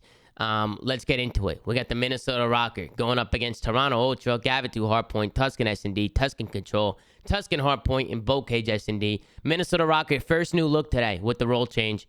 Well, I'll let you kick it off, Pat. Any thoughts on the videos? Anything that caught your eye? You or Ben? Well, I mean, like the role change doesn't come into effect on Gavutu, right? They've been running 3 ARs on this map anyway. Mm-hmm. I don't know who won the veto or who won the coin flip here to pick the control. I'm assuming Toronto did since it's Tuscan. It's Minnesota because Minnesota banned the control, so they would have won the coin flip. I don't think anyone's picking Team B, so I'd be mind blown if someone is. So you're telling me that Minnesota didn't want to play Gavutu control when they've looked okay at it. Well, let's see. Minnesota and they made a role switch. Gavutu is 1-2, and they're 1-4 in Tuscan. Toronto's 4-3 on Tuscan, but they're 2-1 on Gavutu. So maybe they play in the matchup there. The only thing I'll say about these videos is if I watch Kickoff Classic against all these videos, I'm like, I am mega shocked that Toronto's banning Berlin, Hardpoint, and Berlin S&D, but Minnesota are pretty decent on those maps, so it is what it is. Well, that doesn't surprise me because I think this is one of the maps, Berlin, that Rokkr get a lot better at with this role swap. I really do. I think that Berlin really helps them in this role swap. But I'll say this: my biggest takeaway from today watching this map is I do think that they put Dylan in a better spot. But they are still making some poor decisions as a team and making the game super difficult on themselves by flipping spawns. Right, yeah. Giving themselves a strong side, the power side of the map in situations. Like, they're still making the basic mistakes that a role swap isn't going to fix. Yeah. But I just think from a comfortability standpoint and a getting kills standpoint, the role swap does help. But it's not, you're right, it's not going to change the fact that they throw situations away like no other team in the game. Mm-hmm. Yeah, I mean, you're putting Dylan in the flex spot, and like he can play with as much pace as you might want of your flex. Like, I don't think he's gonna be the fastest flex in the world. I thought Priest looked good on a sub. Yeah, I mean, Preston with the sub, dude. Preston. I thought he was playing literally one of their best. The thing with Preston is he can play a sub both ways. He can play a sub and be that frontline pressure guy, or he can be the route man sub guy. He's played it both ways in his career, and he's had success both ways. Like, I think the role change makes sense. again, going back to my original point, like they just got to make better decisions as a team because right now on hardpoint they're just. Well, they were up They're on not this making it map easy. like 150 to 100. They had a good right? break. They had a good break. It was the second rotation where Toronto Ultra was able to chain P2s and P3s and just kind of just take a lead on them. They were able to take a lead on the second rotation. It was just good plays out of Toronto. I wasn't sure what to expect because I know Minnesota's been having hard point struggles and so have Toronto. So I didn't know who was going to come out and take care of business, but it looked like Toronto Ultra got the better of them. Here. We'll watch it. I mean, you know, Minnesota set up for this P3 and they're just going to get put in the blender from this going on. Like, yeah, it's when they hold from the front, Ben. Whenever teams are able to set this up and get time while also holding front spawns so they can have, you know, spawns for new, they're able to chain a couple hills here. I mean, they can lock down a lot of solid time here. And as long as they don't flip and hold their lanes and make sure nobody sneaks by, I mean, they're good. You see, even right there, I feel like Mike needs to play for kills ring first before he challenges Hill. Like, if you're going to pinch... double child, he's going to get one and get traded. I mean, the Press does the same thing. Like, he goes immediately middle to try and get this cutoff here. It's just you're playing a 50-50 in the middle. Like, you know what I mean? Like, if you get that kill, you should maybe back up and try and get your team to spawn back there. Yeah. So you're not spawning new. Like, again, though, you're going to watch. Preston's going to spawn here, and he's going to push up, and it's not going to work out for them because they're going to end up losing these spawns. Like, they just get put in a really shitty situation. These how do they have to troll something here? I mean, Minnesota, the flips come in, so Toronto, they push, they get the time, the spawns end up flipping. Something happens here where Minnesota gets broken or something happens, and I don't know exactly where it went wrong. So let's take a look and see what the hell happened here. Standy finds one. Cleanex opens it up on the left side of the map, and that's the most important kill. Pause it right there, Ben. Go back and pause it. So that guy fucking Field right there, that number one, he's everything right now. The minute that guy goes down, it opens up that back spawn. And I noticed that teams that focus on the field, as long as you kill people field and there's nobody there, and just if you ignore the guys mid-map and boat, you can flip out the spawns. But then there's also the other end of it where if you're Minnesota, is it really a bad thing if you lose the back spawns? I think it is if they lose the kills boat. Well, you need to have back spawns initial so you well, can no, push Bance just pops 2 here and he gets boat control, so it fucks him up. But if Minnesota wins the fights there, now they have Toronto pinned in the back, and now they're holding Hill and they have him in that back spawn. So it just all fell apart. They died field and they let Bance go big boat. Preston's in like a one and done spot, and that they check. And this game with spawns is all about like who is behind who. Like it's just getting past people, and both those things time. And now they're put in a blender where they're trying to break through front and like future players going off. Yeah. It's just if the guy dies field, the guys boat have to get a kill. Both there's 2 guys boat, they have to get kills, and they got pieced up by Bance. That allowed Toronto Ultra to break on into this hill and soak up some more time, and they're just building upon their lead at this point. Once you change some hills together, that was the break they needed to solidify this dub. So for me, that was the turning point in this match, or this first map. This has got to be the worst spawn trap in the game right now. Yeah, and that back spawn is brutal. This is so draining. In this situation, and we'll see how this evolves this year. I would love to see teams figure out how to like hit their nades better off of this spot. I think it's probably super difficult just because you're coming off the low side of beach and everybody's sitting on weird headies. But like, figure out you can nade that guy where like the skull is right on this side of the cliff or like the hill. Like being able to get the guy out of the power spots, you can slide across and trade the guy in hill. Like, that's gonna be the way to get out of this spawn traps. Yeah. So right here, you can see Toronto. Now they have him blended, and because P5 is so far away and they have him pinned, I mean, Toronto can lock down some time before Minnesota Rokkr can even get near the hill. Seriously, I mean, they can lock down some serious time here. They leave the hill white a lot. I mean, there could have been 10 seconds right there. So Toronto Ultra's definitely trolling a bit. They're in a weird situation here. Watch. So the guy boat dies, and number 5's going up to like get the hill. Yeah, but he doesn't. Five actually should have been the one pushing out at this point. They're just kind of like, well, what do we do here? I think there's a little miscomm going on. And I don't think it's miscomm. It's bad timing because they're not expecting the guy boat to die. Like they're expecting number 8 to stay alive here. And number 5's like, all right, I bet I'm gonna go get hill. I don't think they should have 2 guys. I don't think they should have all those guys pushed out like that. Somebody should have initial. Somebody should have initial. You should push out front here. You want to spawn trap the guys from all. I think because it's 200 to 160, and if you lock 20-30 seconds here, you pretty much win the game. But I disagree with you because then you don't want to concede all this map control and get flipped out, and suddenly they're going to get to 190. It's going to come. Well, I mean, he was left in a position initially. Of course, I want people to push out the cuts. That's what they did. They had a guy pushed out old, a guy pushed out boat. They just ended up dying. They ended up falling. I get what you're saying, so now Insight's left in a position, Ben, where he has to make a decision whether to lead the hill white or just. Well, his teammates have stayed alive. My point is like if you put that map pressure, it's going to take them 20 seconds to even get in a position to break this hill. And like you're in a point where it's 200 to 166. Yeah, no, you're right. 2040s, you're good. I see what you're saying. I mean, I'm not disagreeing with you. I mean, I'm just saying initially, I mean, they had everybody pushed up, nobody on scrap. They had everybody pushed up, and then they ended up falling. Insight goes back. Now they're left here. I can see Insight even getting aggressive here through mid. You know, it should be a choo-choo train, Ben. It should be a choo-choo train. How this plays, I just think they got in a weird situation. Those two guys just died. They just died. They can't. But they do a good job. Look, they get. No, they do a good job. They're watching the cross. Like they get a good set of time on this, and they, I think, end up closing this down. Does it go to boat or does it go to circle? I don't remember if it goes to the. P2 or not. I'm not sure. Minnesota was able to break on in the last 15, and then when we go back over to this P1, Toronto was able to lock this down. I'm pretty sure they win it here on the P1.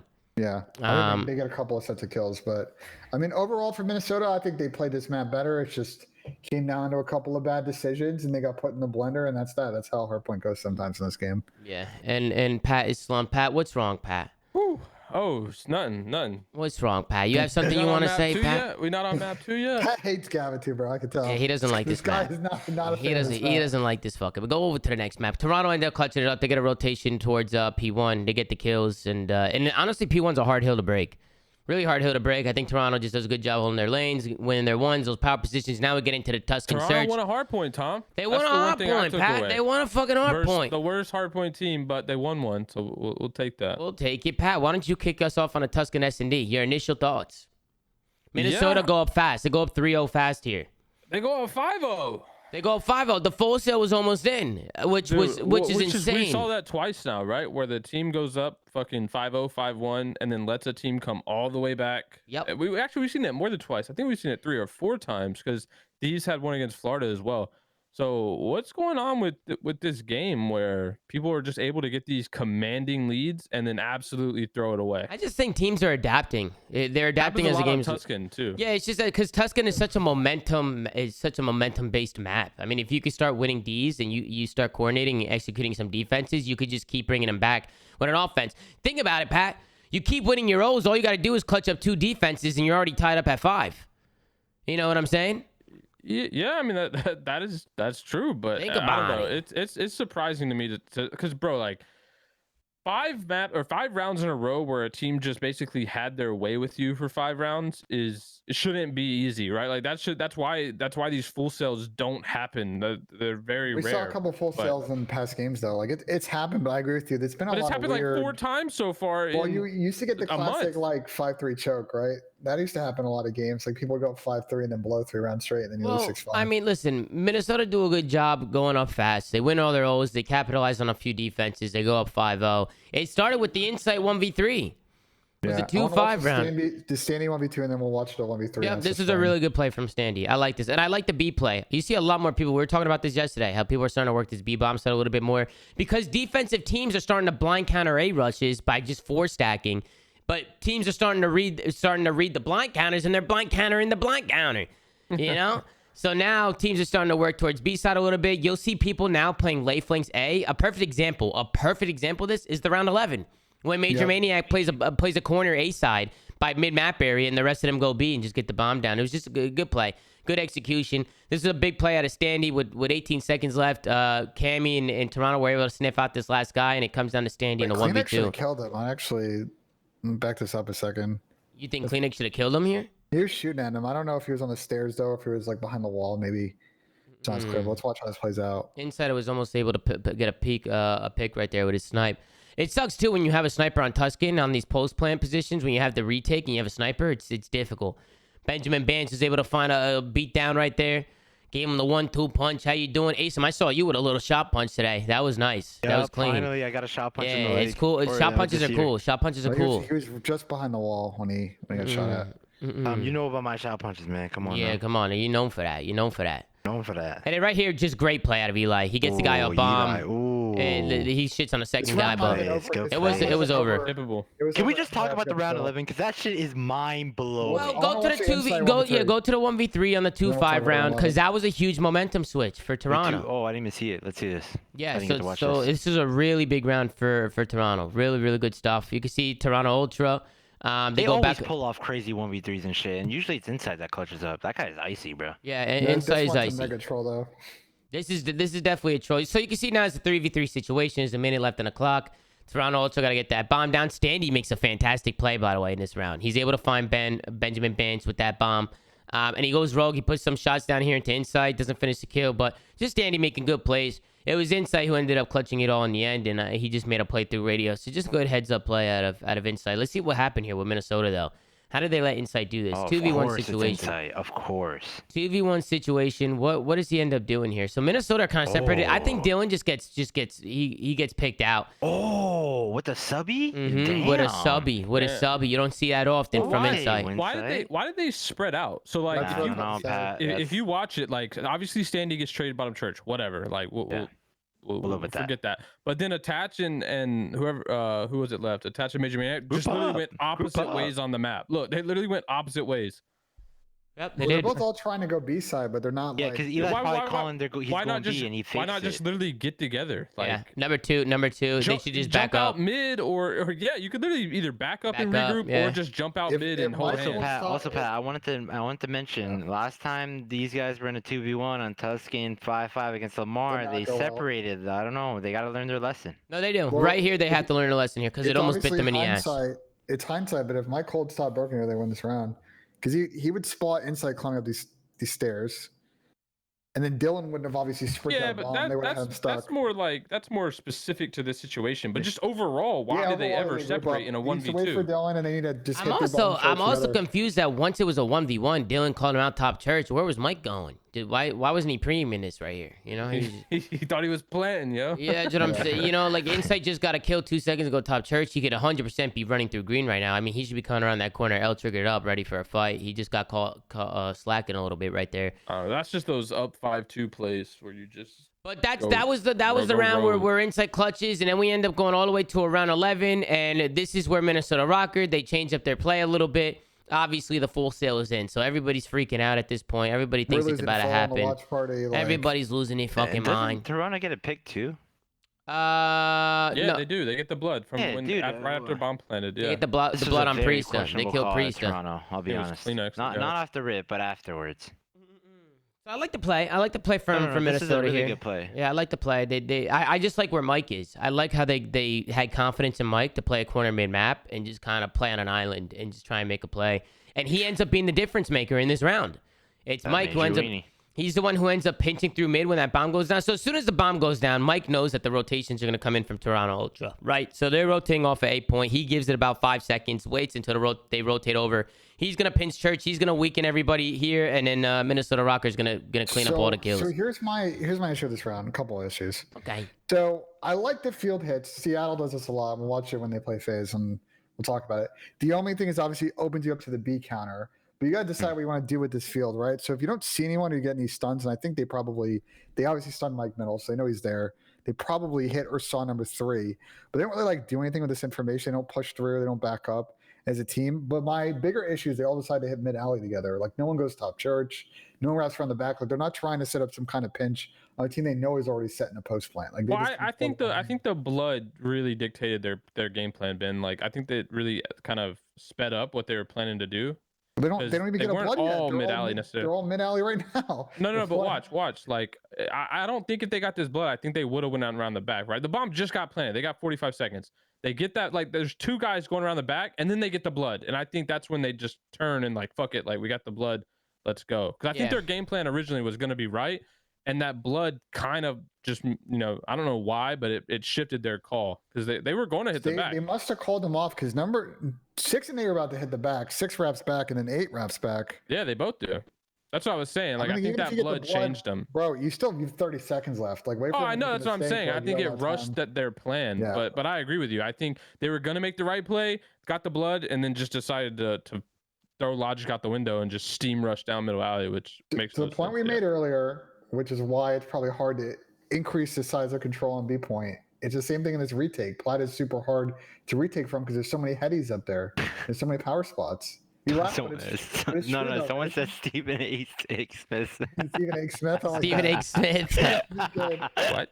That's an accurate take. I like that. And then after, so just good round for me. It was less on Toronto's part. For me, it was just mostly just Mike making a play. Great I play, don't. Mike. I just think that's a play we haven't seen yet, and Minnesota set it up perfectly. It's definitely something that they went over in practice. So just good heads up play to Minnesota. And by the way, this is like the stuff when I always see with people talking about Minnesota, oh, they should drop Mike. It's like if they don't drop Mike, their S&D gets instantly worse. You know, Mike Like, is a great player to have. He's a lot of Factor in really good S&D, play in yeah. S&D. Well, I don't think anybody's talking about Mike like that anymore. I think Mike has a lot more respect now. Oh, with I've this seen league. on social media. I've seen some stupid stuff. Oh, well, you know how people like the Well, I think that was mainly putting attach on a main AR, keeping Preston as a flex, and getting another sub. Like if their issue was the fact that Preston couldn't run a sub, Yeah, that's true. it comes that's down true. to, do you want to attach your Major Maniac?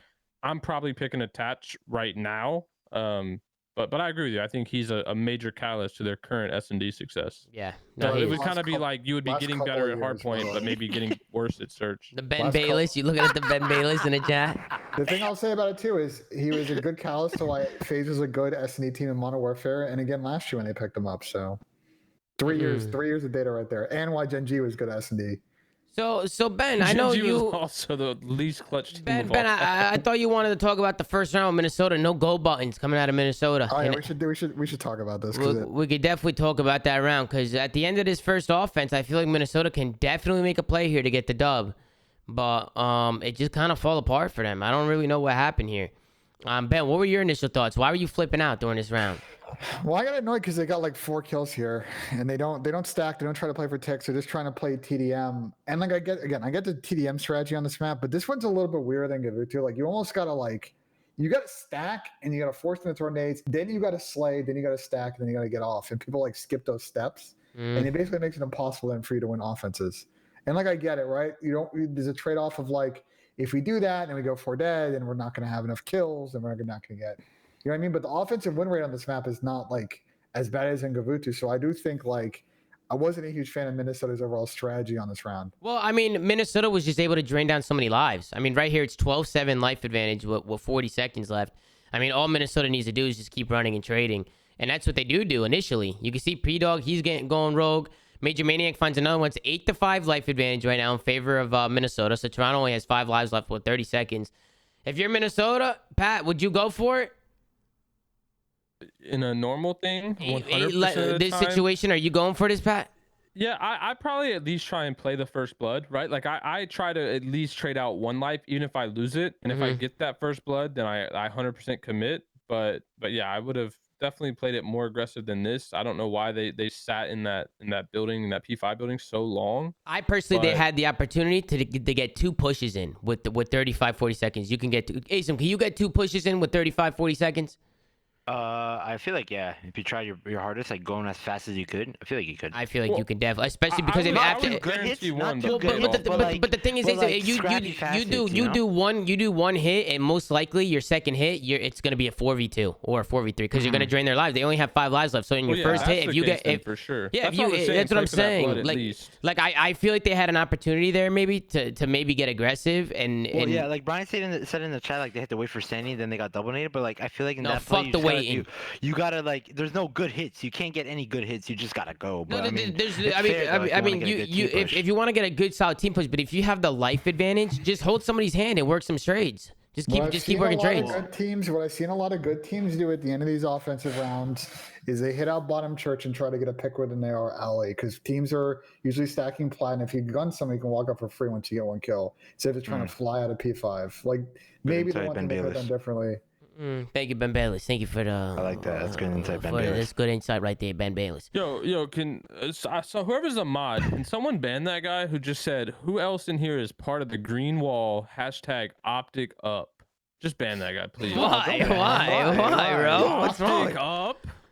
The fuck is that? Oh, he said, oh, you're talking about the optic up? I thought you were just like, oh, get this guy out of here. What the fuck, Pat? That's Get fucked. that optic up, bro. We have Brian in the chat though. I want to ask Brian something while you're here. Brian, brother, you tweeted instantly after that map too. Like, what was your thought process there? Were you talking to the team at the same time you're sending that tweet, or what's good, brother? No, you're saying he needs to get off his fucking cell phone in the middle of a series. He's doing it simultaneously. Oh, man.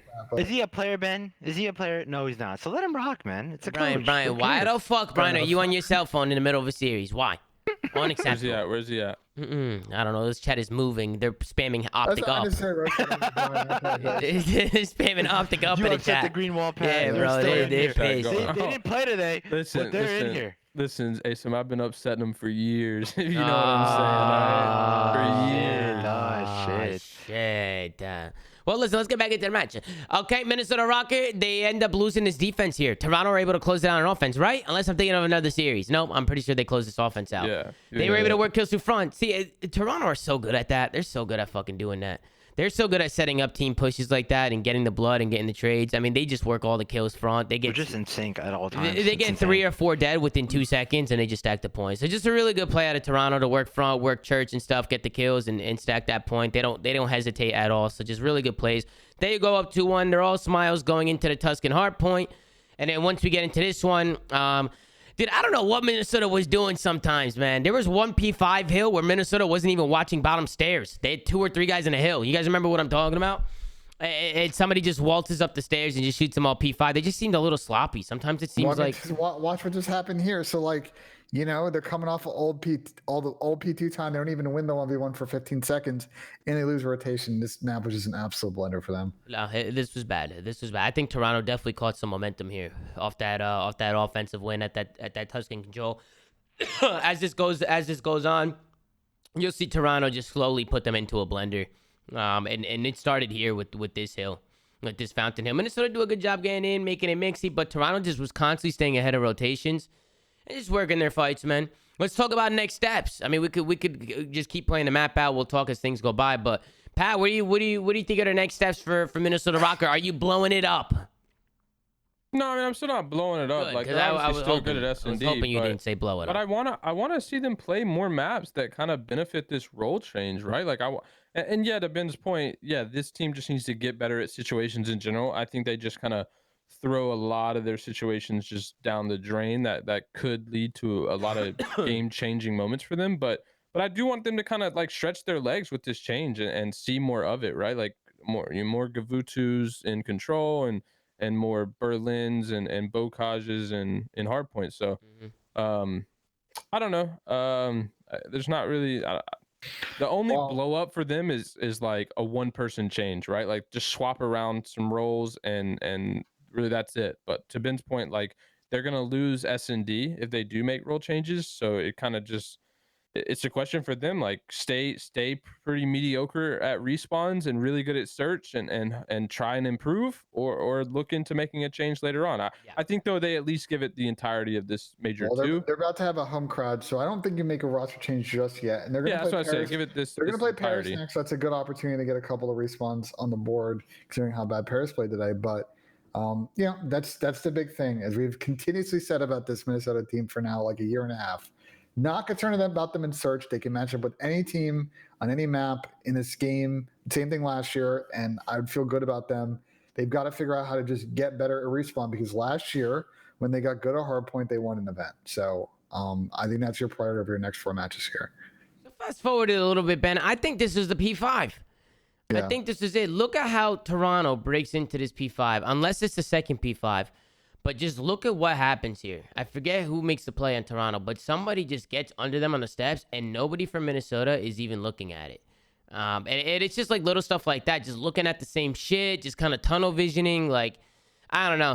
Here. So watch this. Ben just, look, he just cracks open a door. Nobody watching. There's 3 guys in hill, bro. This is unacceptable. This is unacceptable, bro. That is unacceptable. What is that? Wait, that was on Dylan, though. Like, what is Dylan doing? No. He Somebody gave up the window. Preston, no, keep going back. Go back. Preston's watching it. He gives it up for a second, and then he goes back to it. Oh, that's but timing. Either way, though, why not? But if you give it up, you have to go back to the low? steps. That's the rule. Mike must have gotten weird timing because like the only spot they can come from was old or middle and like. But that's the thing though, is if he gives it the window and he's checking pinch, he should know that a timing could have been hit and somebody can be stairs. Like somebody needs a turn there. Bance waltzes through. He cracks open the door. Like he's literally just having a time of his life. He's just chilling. He's just walking through mid map, cracks open a door, walks up the steps, and shoots 2 people in the back. I mean, just stuff like that. And bro. Like that stuff happens a lot more than you think. When you watch a lot of when you watch not even caught timing. When you watch Minnesota try and set up on hills and stuff, they're just like that shit happens to them. Yeah, they did. They're just like they're not calculated. Like you could tell that there's just like miscommunications and sometimes they get like just little problems like that where it's just too easy. It just looks too easy for the other team. They're overcomplicating things when they just need to slow down, think, and remember what they got to do. And they play lost 2 hard points for a team that was 0-8 in their last 8 hard points. No, but come on, don't say that though. No, Toronto was hard focusing on hard points going through this week. I know, but the same thing now for Minnesota. Like they got this is the one game mode they got to figure out. I think we said what we need to say. They can figure it out, Ben. They can. They've got a good chance against a Paris team tomorrow. I would say that I'm probably favoring them against Paris.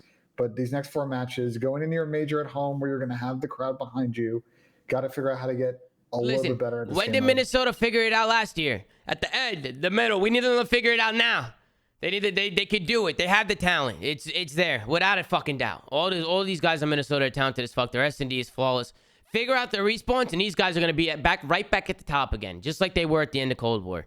It's just something that they really have to focus on because it's just a lot of it's just the same mistakes over and over and over again.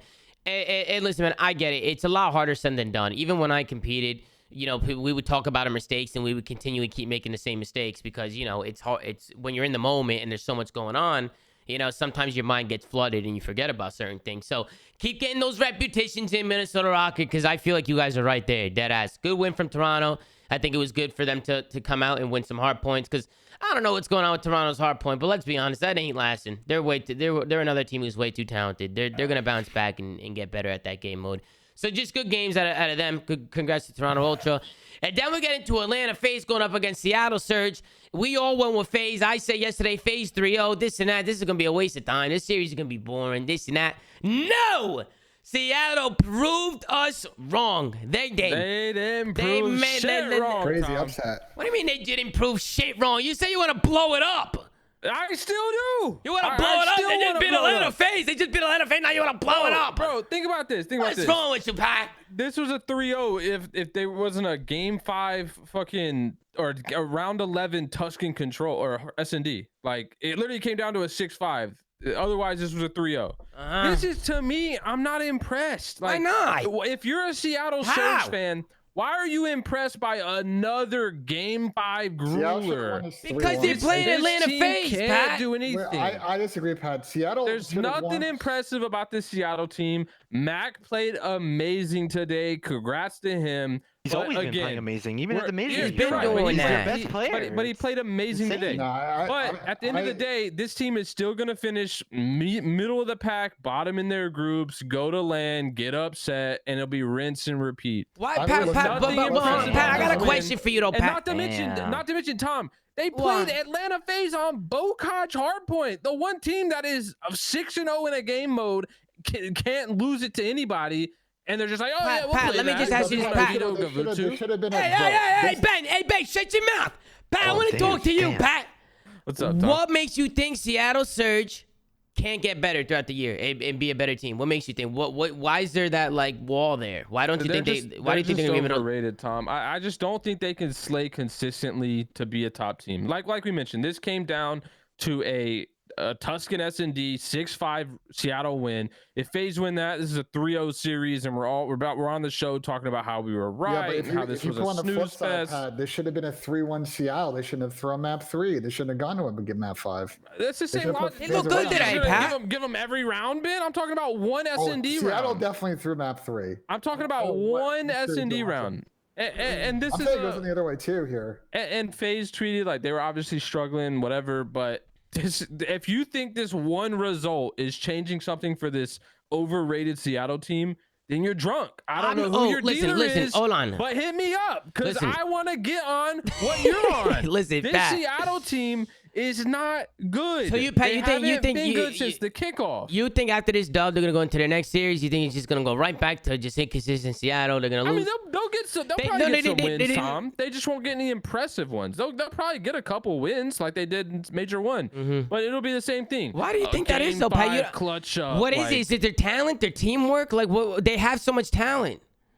They have Mac, Pred, and Sabe is such a good core three, and then they have Lamar. Lamar was the Iceman in the beginning. Lamar's been piecing up. Tom, if they're all playing at their peak, you're right. But this team cannot put it together at the same time. So that's what you're saying. Inconsistencies, and you don't see them getting more consistent. Is what you're saying. Slayers just can't slay at the same time. Let's look at their stats from this series. I agree. Disagree with Pat's take. I agree that I think the where this team's like gonna probably net is top 6, top 8.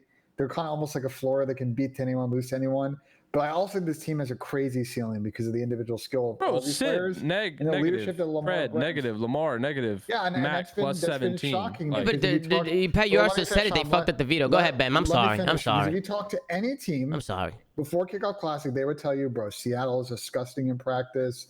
This Pred guy seems like a really good pickup. Sim looks like he's a mainstay in the league. And they played well at Kickoff Classic. And listen, let me finish before you start. Go ahead.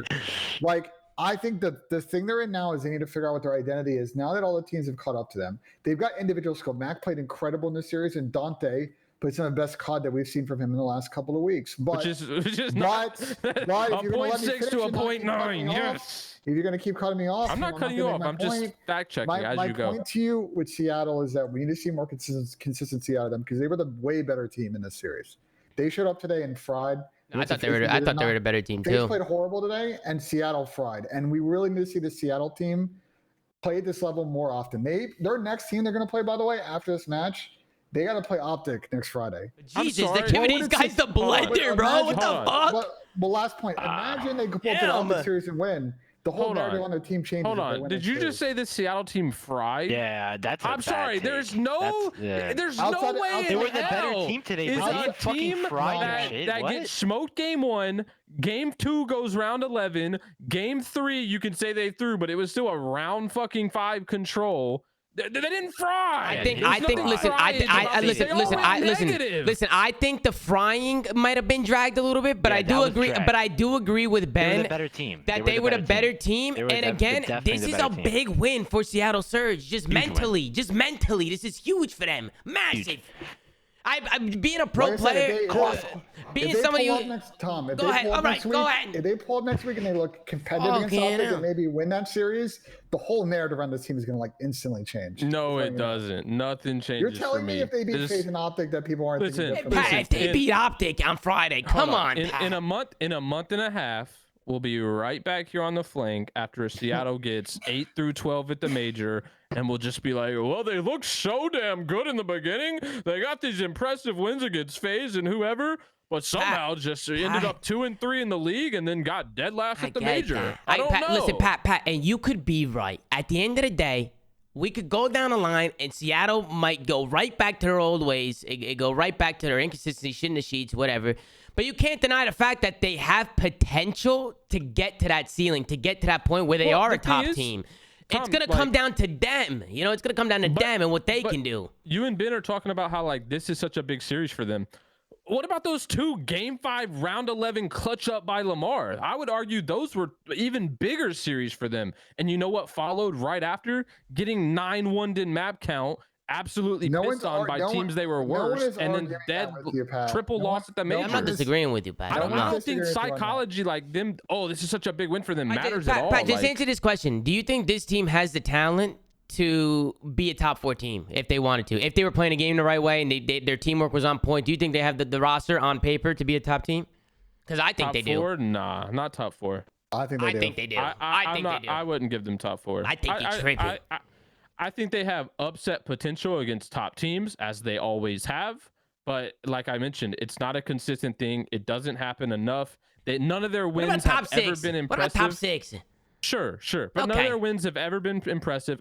We've still yet to see it. What did I say after this? Like, this team has to have dominant wins before we give any credit. Like, they have to. Well, before you give credit, but that's besides the point. Now, who is giving credit for game 5s and it would have been 3-0s if it wasn't for a 6-5 round 2? This series should have been a 3-1 because they shouldn't have thrown away that 3.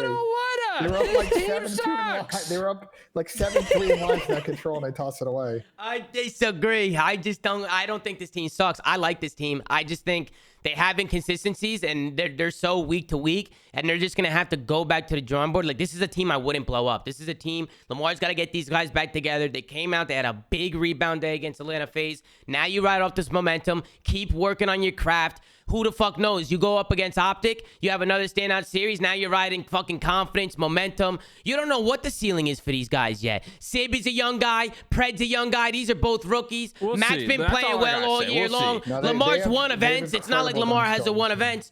You know, we'll see what happens. We'll see.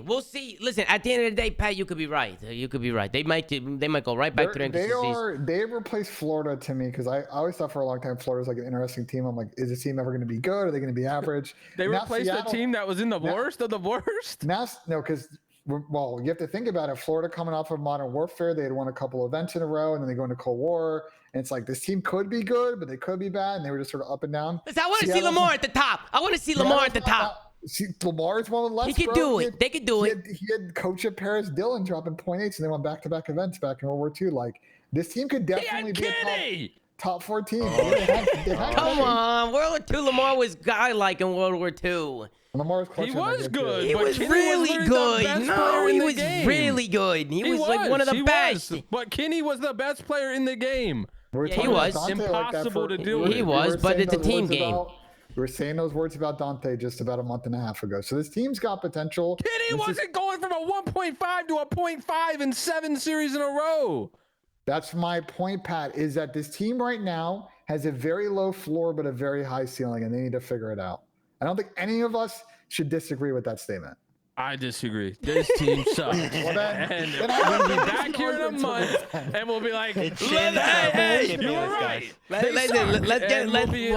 move it on. Well, let's get a poll going. Just. Well, listen. It's cool that we disagree, because down the line we'll see what ends up fucking happening. Regardless, we'll see what ends up happening with these guys. But I think on this boat cage, let's get back into the series a little bit. Faze come out and it's a fucking smoke show on boat cage. I mean, it wasn't even close. Faze did what they did. I mean, at this point, I'm really surprised teams are still playing Faze on boat cage. I'm very curious how many wins. Mind blown. Except unless you're Optic Texas, I don't see the point of running Faze or Optic, either of those teams Even on if you're boat Optic cage. Texas, they should start. I don't know about that thing. They got smoked at the They major got on smoked that at it, but they're the only team, Pat, I'm saying on paper that I think has talent. If they get better at boat cage to compete with Faze on boat cage. Right now, clearly, boat cage is just Faze's map. They're just they're running the fucking show here. Over under Faze and Optic overall, like 7 map losses combined on this map this season. I'm going to say under. You're saying, wait, say that again? Say that again? What did you say? Combine the whole year, Faze and Optic are going to have like less than 7 map losses on this. Wow. I'd probably take less than 5. No bullshit. They're both like 10-1 right now. Or like total. They're like 10-1. These teams happen when they play each other. Yeah.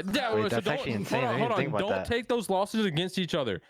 Versus the rest of the league. Yeah, rest of the league, you're saying? Rest of the league, it's absolutely under, no question. I would even do under 5 with the rest of the league. No one else in the league, like, people should not. Obviously, teams have auto vetoes and a bunch of other BS, but like, you're giving Faze a free dub. Same with Optic a free dub if you play. I mean, I was saying this to Tommy when we were watching the match. I just think those two teams, like, it's like even with the Mania role, if you look at the engagements at the end of the bocage, they are always equal. Always, like it's literally a well-oiled machine. They're just so talented. I mean, come on, let's just be honest.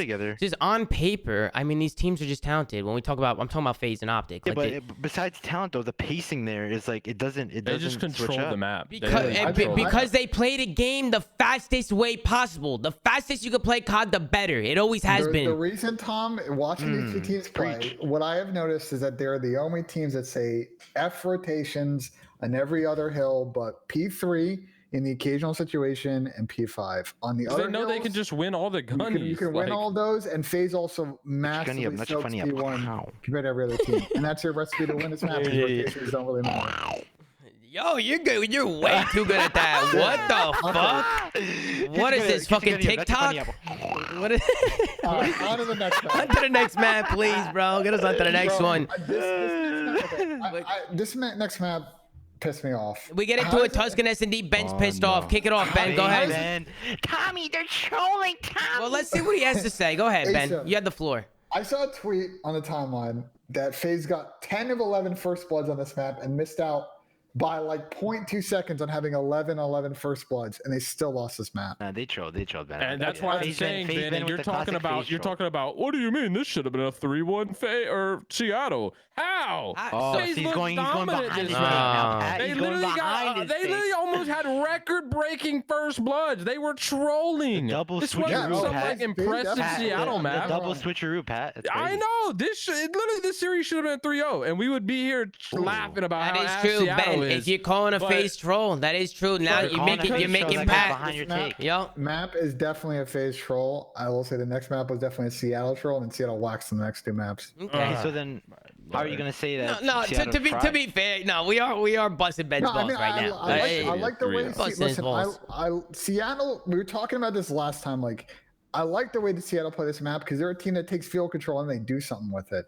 Either push it out or rotating back. Like, they're showing aggression and trying to get bloods. It didn't really work out in this map, but they managed to win a shitload of, excuse my language, 3v4s against Faze situations they probably shouldn't have, and then they clutched up round 11 in an insane round. I think you gotta tip that. Man, you gotta tip it. There's a lot of things you can tip from Seattle. And you also gotta say on the Faze side too, Tom, that they've looked horrible on this map all year. They played a lot of close Tuscan S&Ds, and they all go down to the wire. And I believe they are either worse or second worst in like offensive win percentage on this map, which is mind blowing to me. Yeah, well, it's just that it's something that they're gonna have to work on. Clearly, Faze right now, they're a very talented team. Nobody can deny that. I mean, they're at the top of the league right now. They're number one in the They are number one in the standings, right? I'm not talking out of my ass. They're not gonna be number one after tomorrow because Optic's probably gonna win. If Optic wins, right? Okay, whatever. They're at the top of the league, 1 or 2, right? 1 or 2 to 1. Clearly, they have the roster on paper. They're insane. They have mistakes that they're gonna have to clean up. There's things about their game right now that they have to clean. Tom, let me say this. This trio of Alec, RC, Simp, and Ibiza have been together for a long time.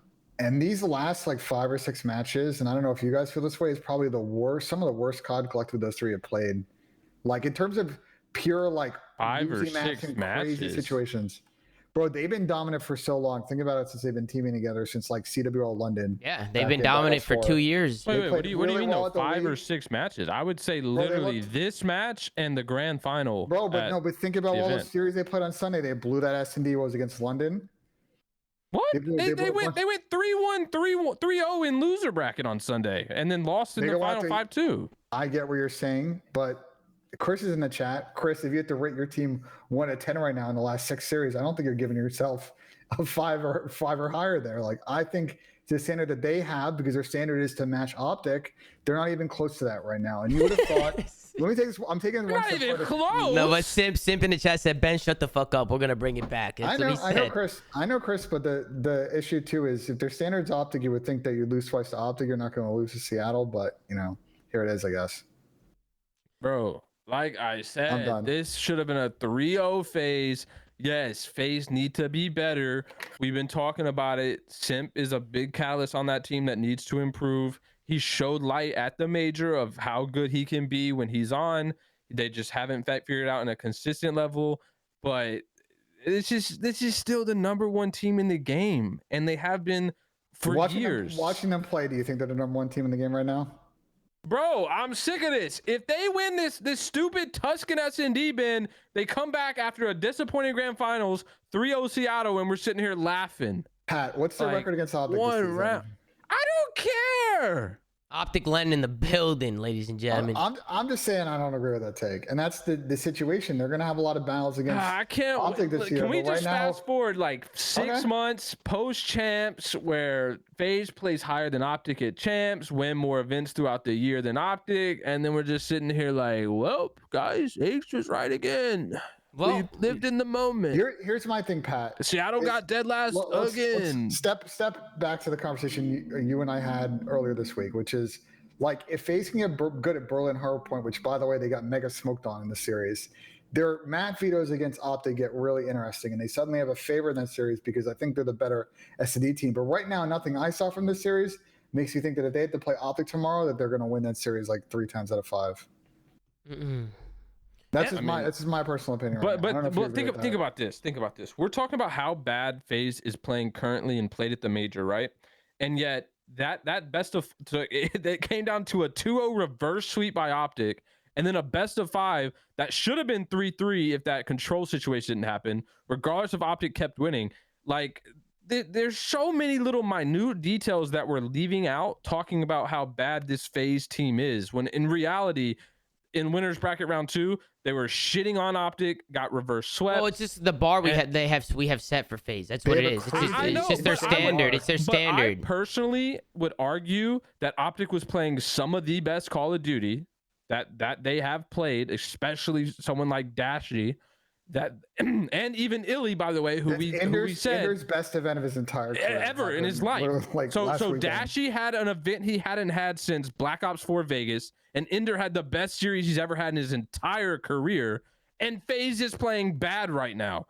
So like this narrative that like FaZe is terrible when they still kept it extremely competitive. You're dragging it, Pat. You're dragging it. Pat's doing this thing. I'm not doing anything. I'm quoting you. Listen. You're doing this thing on the show where you're not acknowowledging my point and then talking about something else. I am acknowledging your point. That was a direct reply to your point. No one is sitting here saying, "Oh, 6 months from now, these two teams." Like I see what you're saying, but like at the moment, right? Answer the question. At the moment, if Optic and FaZe play right now, it's Optic winning 3 times out of 5. No, bro. Oh my god. No, if Optic plays FaZe right now, I don't know what the hell is gonna happen. Hold on. If Dashy didn't have the best event he's ever had since Black Ops 4 Vegas, and Ender didn't have the best event, what he just said. I don't understand. It was a direct reply. You gotta acknowledge his question, bro. Acknowledge it. Like Ben, if those two variables don't happen again, and FaZe plays just a little bit better and more consistent, yes, they smoked them 3 times out of 5. Yes, fact. Listen. I'm also not gonna think that Simp and RCs are gonna get shit on 3 times out of 5. Alec is probably their best player. He got shit on the first 3 maps. He had a 0.6 KD the first 3 maps. But he had a Toronto. But he had a 0.6 in the first 3 maps of that best of 9. Yeah. But just overall, and if PC number 7 doesn't exist, here's my let's flip them. Let's give up the PC number 7. Here's my last point. No way, Pat. This is the last round for FaZe here, which is here are the teams they now have to play in this major qualifier. They've got to play in this order, by the way: London, Toronto, Florida, and Optic Texas. Those are our 3 extremely hard matches, and they should beat Florida. So you've now lost a match you're supposed to have won. Yeah. And you've got to win at least 2 of those 4 matches and hope things break your way. Ideally 3 to get in the bracket, because honestly, finishing first really probably doesn't that matter. It's just matchups anyway. So like they're now in a little bit of a pressure situation. They've got to, figure out how to get back to their dominant ways. That's just my point. Yeah, no, they're gonna definitely have to figure it out. They've got a tough road. It's just a little sloppy. The road definitely doesn't help them. Simp, are you in the chat? He's in the chat. Tell him to join a team speak, bro. Bro, Simp. Just start dropping like some 1.4s again so this narrative can end. I'm getting sick of it. This narrative, I'm getting sick of it. What narrative, Pat? What narrative are you talking about? FaZe sucks. Optic would win 3 times out of 5. Like, I'm just getting sick of it. Well, see, that take, I don't know about that take. My personal opinion right now, if FaZe Optic are playing, is you can't really call it. It's hard to say who's going to win the series or not. I mean, all the maps are closed. I feel every map was closed. If they played today, controls went round 5. Especially with the way the videos are going to go down, I think Optic's probably the favorite team. FaZe would have to win all the S&Ds and take one of the respawns, and like that's obviously not a high percentage like chance. I just got back. What the hell is this? If what's going on? I don't know. You said FaZe would have to take one of the respawns. Like that's some hard thing for them to do. Illy and Dashy had the best series of their life. They're also as a team probably the best respawn team in the game right now. No, outside of Bokaj, Hardpoint at the major, yeah, they were probably the best respawn team in the game. Yes, at the major, that is a fact.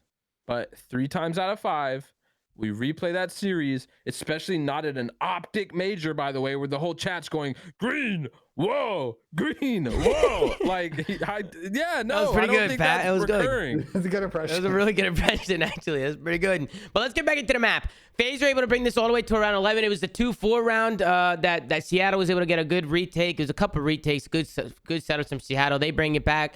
They go up over Faze, and Faze brings it back. So just a really back and forth map. But let's break down this round 11 because this one was for all the marbles. So fast forward it, Ben. Let's get into this mid round, and let's see what the hell went on here because I want to watch this one back.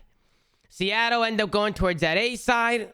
Faze doing what I predicted. They're going to blind counter A. I feel like this is the round 11 Tuscan strat. Every team on round 11 can't take the risk of letting that A bomb go down. So they hit those blind counters. Atlanta Faze is going to hit. I'll tell you problem one with this round. Okay, go ahead. The Faze troll here, Ben? If you're going to stack field, someone's got to at some point turn around and assume that someone's just sprinting down bottom middle because no one on their team is watching middle map once Tyler does. Oh, so yeah, I agree. So no one turns around in this situation. You just have like every team knows that like if you're giving up middle, like they're gonna let it play out, Ben. Let it play out. Let it play out. You see, it's who was it that got through? It was Pred. He took a longie too. He took a long round. I mean, he was looking at it, Ben. He was looking at it. He just lost the fight. I mean, it's just a crucial. Really, it's just a crucial fight. Wait, I thought he like turned around as he was. Oh, No. Simple's looking at it. He kind of, yeah. Simple's looking at it. Simple had it, and he ended up sprinting a falling. little bit, He picked but- up pretty late though. Wait, he was sprinting a little bit, Tom. I don't know if he's holding a premium here. Watch. Sprint. He just picks it up. No, he premiums. I don't know. I have no idea. But he lost the fight. Pred made a really good play, and now it's a 2v2. But the bomb is down on the A site. So right here, Faze should know that they have bomb down, just because MC goes a little crazy, which that's not something you see often from MC. Bro, he's usually throwing jiggies. He's usually like throwing no one jiggies else. and How does Lamar? This round is so odd. This is so confusing. Run that back, Ben. Can we figure out who stunned him? Let's see. Lamar's not throwing a stun, right? Did he throw a stun there? No. I didn't see Lamar throw a stun here. Oh, he still has a stun in his hand. Let's see if he works it here. Oh. Let's see. He gets a kill here. Let it play out. No, Pred must have Wait, who? Oh, he throws a stun. There it is. Look at he shits it out. He threw a He stun. shit it out. He was a stun. Yeah, guys, look. I wonder if people guys, even know look. what you're talking about when you say Wait, but that. look how far Nah, he they threw know, that come on. stun. That stun GG, guys. stunned Alec from so far away. He was probably confused. I bet he thought he stunned him near bomb. Yeah, timing he there. probably. Yeah, he tried to throw a U for sure. He tried to throw a U. This whole round is insane because Alec actually also then gets the worst timing of all time right here. Yeah, he does. Like, I don't know if he's gonna get this sideways snap if Pred kind of runs around the corner. Yeah, he could. But, He could like, definitely hit a snap He there. could have. I definitely think Pred would have had him there though. I think Pred was out And if triggered Alec up. gets away middle here, like there's a lot of different ways this could have gone down. Obviously, maybe Alec probably shouldn't have killed, a shot Lamar in the back. But regardless, I think the overall point to Faze is he had 10 first bloods and they won what, like less than 50% of rounds off those first bloods? Yeah. Can't happen. Well, let's get into the Gavin 2 control. Let's go into the next one. The first two offensive rounds were big. Faze were able to clutch up their first offense, and Seattle were able to clutch up their first offense. Then this one went all the way down to the wire, where Seattle. No one won offenses. Yeah, Tom, what the hell, dude? Yeah, it was the defensive grueler. Oh, were they Grulers? Yeah, we should literally just skip to Round five, yeah. because it's just Why do I have Faze clutch up first offense in my notes? What the fuck? well, they Talking about the SMD, maybe, I don't know. both teams almost blew their defenses. If anything, on the other side of that, this round was crazy. This round was crazy, and I think I'm Seattle. tripping. It's all good. It's a long day, fucking Tom. It's all good. yeah, It's all bro. good. That's Yo, you all saw good. him win round one, and you're like, damn, that was nice. They clutched it up, but they were on defense. Yeah, bro. Were they close? They had to be close rounds. They had to be. There's no way they weren't. They were mixy at B a bit. I think Faze did a horrible job of watching middle of this whole map, and Pred was just slowly running down mid through like P5 and just getting as many kills and doing as much as he wanted. And like the only reason Faze was staying in this map because they doing a good job of taking ring control. But I think Seattle should have won this round. It came down to like a 7v3, and somehow Seattle just like couldn't hop on the hill or get the kills in order to win this round. I mean, who the fuck can? Half the time, it's so hard. It's difficult. I mean, Pred's doing everything he can right now. He's in the base. He's popping pieces. This was a really big win in the back too. He gets another one back here, and he was just going rogue. He ends up getting taken down. I mean, all that. I mean, he's popping pieces in the base, and they still can't get anything going off of that. It's just so difficult. It's so hard, which is why I just think this game mode is just so flawed right now. It's so tough to watch. This map will play completely differently again for like the I fifth time. think we might this be with Tix. gassing it, Ben. I really do. I think we're still gonna see a little improvement in the mid rounds, but for the majority of the games, it's still going to be these 90% go round 5. And in those round 5s, defense wins 90%. Yeah, of the but time. people aren't just gonna like not go for it unless they're trying to prevent people from getting streaks. Right, Like, but that's my point. Like, it's not gonna be an a absolute little bit success like it is right now, where people playing slow. Yeah, but that still doesn't fix the overall issue, which is that control was not designed for these maps, and thus it doesn't play well on these maps. That's the bottom line. Again, we're just trying to arguing improve a bad situation. Two different things. I agree with you. I think we need, like, if we can add a third map to the pool, that's a good control-centric map. We can figure out how to play these two maps. Like, we're great. This is going to play completely differently. The offenses are going to be way more entertaining. People are just going to go for it when they're up 8-4 with 30 seconds left, because lives don't matter. And the only time you want to worry about lives is when someone's on streaks and you don't want to give them a glide bomb. Yeah, and that's the thing too. Seattle got into this site. If MC didn't have a back pocket glide bomb, this could have been looking rough. Yeah. Luckily for him, I mean, he had the glide. No, I was just gonna say he had the glide bomb in the back pocket. It was just a good backup plan, just in case they lost positioning. So Faze was pretty much set. But then it gets to a 7-3 situation in favor of Seattle, and Faze just clutch up. Honestly, they make really good plays here. They have the crossfires. Seattle just couldn't get trades here. I don't know where Dante was going right there. I figured Dante, he should just stay alive on a rock. Right he should just stay alive on a rock. Nothing for him to sprint to right there. Yeah, no, I'm not sure what his game plan you was. just to watch Lamar's cross. That's all you have to Alec gets 2 big kills too. I mean, the only thing about this though, Tom, like I know everybody says, "Oh my God, Seattle took the 7v3," but like we gotta mention the fact that when Pred spawns, look at where the motherfucker spawns, all right? He spawns in all the way in fucking Narnia. Okay, so realistically, it's a 3v3 scenario with 20 seconds left. You know what I mean? Yeah, and they went Seattle 1 by 1. Faze. Yeah, but I mean, right here, once Lamar dies, like play it, just play it out. And then once Lamar dies, now pause it here, pause it, just pause it, just pause it. Yeah. Right here, like rewind it back up a little bit. I got you. I'll let it play out, and then I'll pause it right where you want it. Pause it right where I want it. Because right here, I mean, you just have to be. Okay, let's take it easy. That's a little sauce. All right, right here. 2v2 situation, Ben. Right here, I feel like Dante he has somebody looking over him ring, right? He should just hold He's rock. actually low beach, not even ring. He's low beach.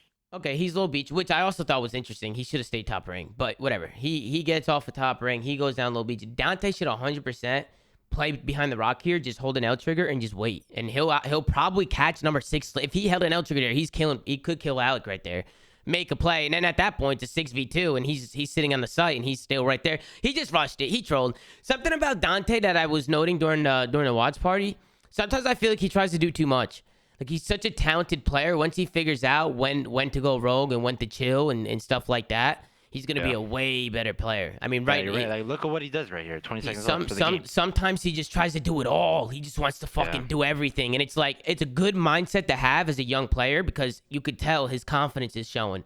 You could tell that he's not scared to make a play. But there's gonna argue the same with Pred. Yeah, there's definitely times where the rookies have to learn when to go rogue, when to hold, when to play their lives. I mean, it's like little situational plays, and that's something they're gonna have to get better on as they go out throughout their careers and shit. They're gonna have to learn to play their situationals better, because right there, Seattle needs to close that out, in my personal opinion.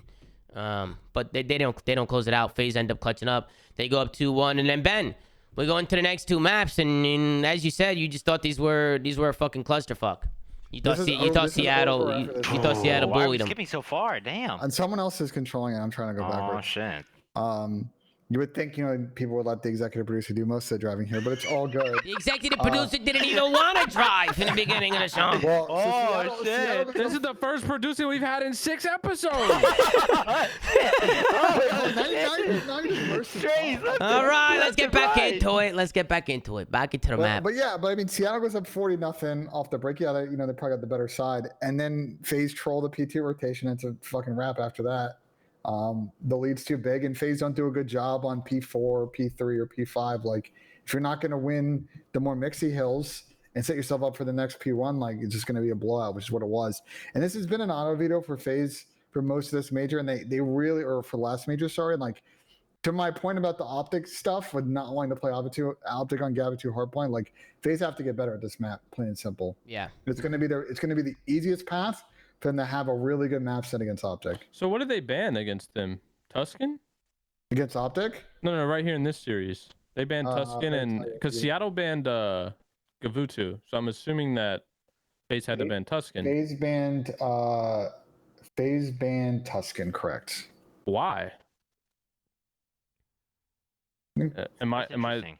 I faded for wanting to know why? Maybe they wanted to get into their Berlin map pool. Yeah, that's what I'm guessing. No bullshit. That's what it feels like. Think about the first thing that Chris Crowder came in here and said when I was like, why is in the very beginning of the game, when I was like, why is FaZe playing Gavutu so much when they obviously would just roll over teams on Bocage?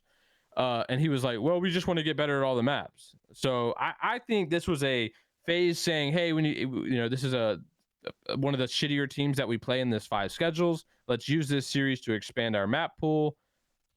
And that's what it was. Because so why would they ever not play their auto veto instead of playing Tuscan? Which, if that is true, Ben, I even give less credit to Seattle for this win. One thing you're missing, I would normally agree with you, but then I just looked it up and Seattle's 3-1 in Tuscan, so that might have also played into it. They're still ass. So what's FaZe's record on Tuscan? FaZe is 4-3 on Tuscan. Okay, so that's fair. That's also fair. So this is their auto veto, though. This is their auto veto. They haven't played Berlin like once. They only played it once against New York. Listen. I know Chris, and I know that sometimes I've seen things they're going to try to expand their map pool. They've done that a lot over the last couple of years. But I also wonder if they just were like, this is Tuscan, Seattle's probably best hard point on paper. Like, let's take it out of the pool. And, if it means we got to play Berlin, let's play Berlin. Well, Ben, if you think about it, though, if they only played New York on Berlin, New York at the time was like 0-8 in hardpoint when they played him on this. So keep in mind, Berlin is always FaZe's auto veto against 90% of the teams, and I think they're picking these opportunities where they're playing a not so good team and letting this map get in so they can expand their pool. All I'll say is it is very hard with the way that the CDL set up right now. If you have an auto veto and a respawn, like you are setting yourself up for a lot of trouble against better teams. So I see the thought process on FaZe's side when you're the best team in the game, it's not too big of an issue for them. I feel like a lot of past big best teams have had auto vetoes. To the Optic point, though, Optic are disgusting on Gav hardpoint. You'd much want to take that out and force them to play on the map. There's no way. Even when teams have an auto veto, that doesn't mean they're not practicing the map and still getting good at it. Even if it's an auto veto, they can still be good at it. Unless you're Team Caliber and you decide not to scrim London Dock CTF, which is what they did. That was ridiculous. I mean, the fact that TK used to just chalk up. TK having an auto veto is literally why we won champs. Same thing with Seattle hardpoint or Seaside hardpoint. No, that's actually another good point, Pat. They used to always chop that. Yeah, that's a fact. And I actually roasted them for this to this day. Them having that auto veto of London is why we won. Like, no bullshit. It's why we won. No, I agree. We vetoed their best map every time, and they were fucked. We vetoed Force Hardpoint and Force CTF. Bro, any team who doesn't practice their auto veto and doesn't try and get better at their auto veto is literally trolling. It shouldn't even be a professional player. They shouldn't. But TK took it next level because they would literally leave the game and not play in the scrim. When you scrim TK, you knew you were only playing 6 maps because they would just peace out when London CTF came up. It's different times now. Whatever. Back then they did it. If any team's doing that now, it's ridiculous. There's no way in hell anybody should not be playing their auto veto and getting better at it because, bro, these teams are all talented as fuck anyway. There's no way they can't figure out a map. Like, come on. Everybody can figure out a map. The only way that teams are really bad at maps is if their playstyles just don't fit a map. But I feel like for the most part, all these franchise teams have a good balanced roster where they should be able to learn how to play these maps and be fine. To that point, I don't understand why FaZe is terrible at this map because that's what my question is. Why is Berlin their bad map? They have good ARs, and Simp is one of those players that's very good at finding routes and the way that Asim, I love the way that you play this map sometimes. I just don't understand why FaZe can't figure this map out in real matches. It's quite odd to me. Yeah, well, I mean, there's definitely some misplays coming in from them, and they're probably going to go back and watch it. But there's just they have problems with their holds sometimes. There was a big P2 break. FaZe bring it back a little bit. They bring it all the way back, but Seattle got a really big P2 break here on this next hill because FaZe right here, they're locking down this P1 time. They got most of the time. They brought it all the way back, and they have rotations over to new. They have to make sure that they do something. They hold this here. They have to hold this P2 here. So right here, if they get a good hold, they're right back into this game. Let's take a look, and let's see how Seattle was able to break down their setup. Matt goes wide left, which, Ben, pause it. Yeah. Right off the rip, I mean, somebody from FaZe, especially with how early they were there, should be pushed out boxes or something. So you can't just let a guy waltz right through the right side of the map and just get in from behind him. You can't let that happen. I want to take your point further. I don't think you have to hold street But I agree with you that someone's got to pick up that door, so they can't just slide in for free and let you get pinched. Look at the door, sure, but they were there early. I mean, Ben, we see people all the time pushed out docks and pushed out fucking on the B bomb. Guys, and they usually have one person in hell. He's just yeah, F, but so he should be playing off angles and playing where he should be holding crossfires with teammates. Like they should be working together there. Here's my counter, Tom, which is if you're then putting pressure on the middle of the map, you can just repinch street. So like I actually think giving up street's not the worst play in the world.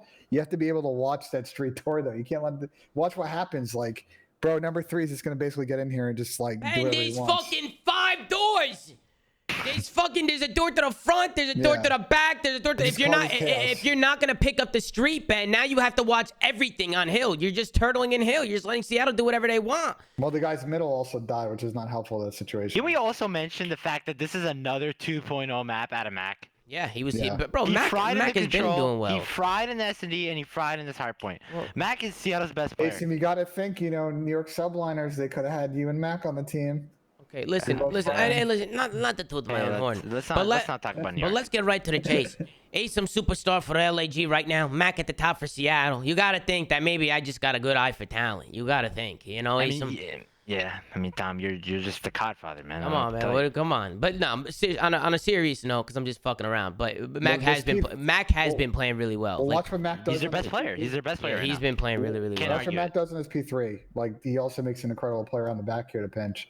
So obviously use the streak. This is going to make things a little messy because people obviously the streak opened it up for Seattle. At this point, it's the P2 break. After the P2 break, it was Seattle was they had the game here. I mean, it was their game to lose. If you're Faze, Mac just waltzes through. No one's picking up the side doors and shoot 2 guys in the back.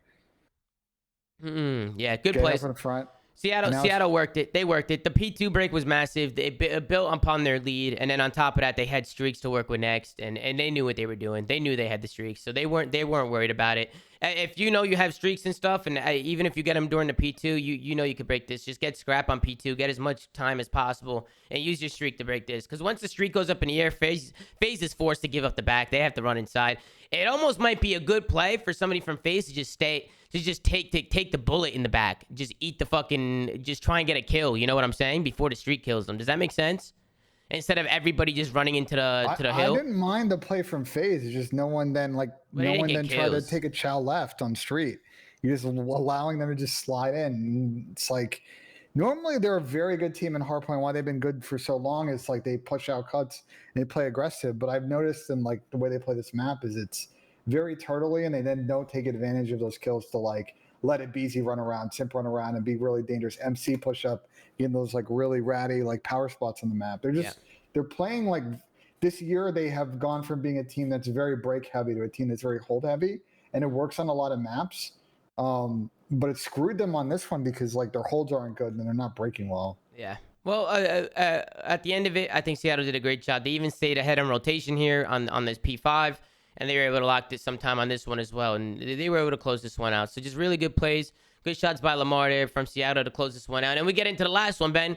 Berlin. Back-to-back Berlins. A Berlin search and destroy. Let's head over to that one.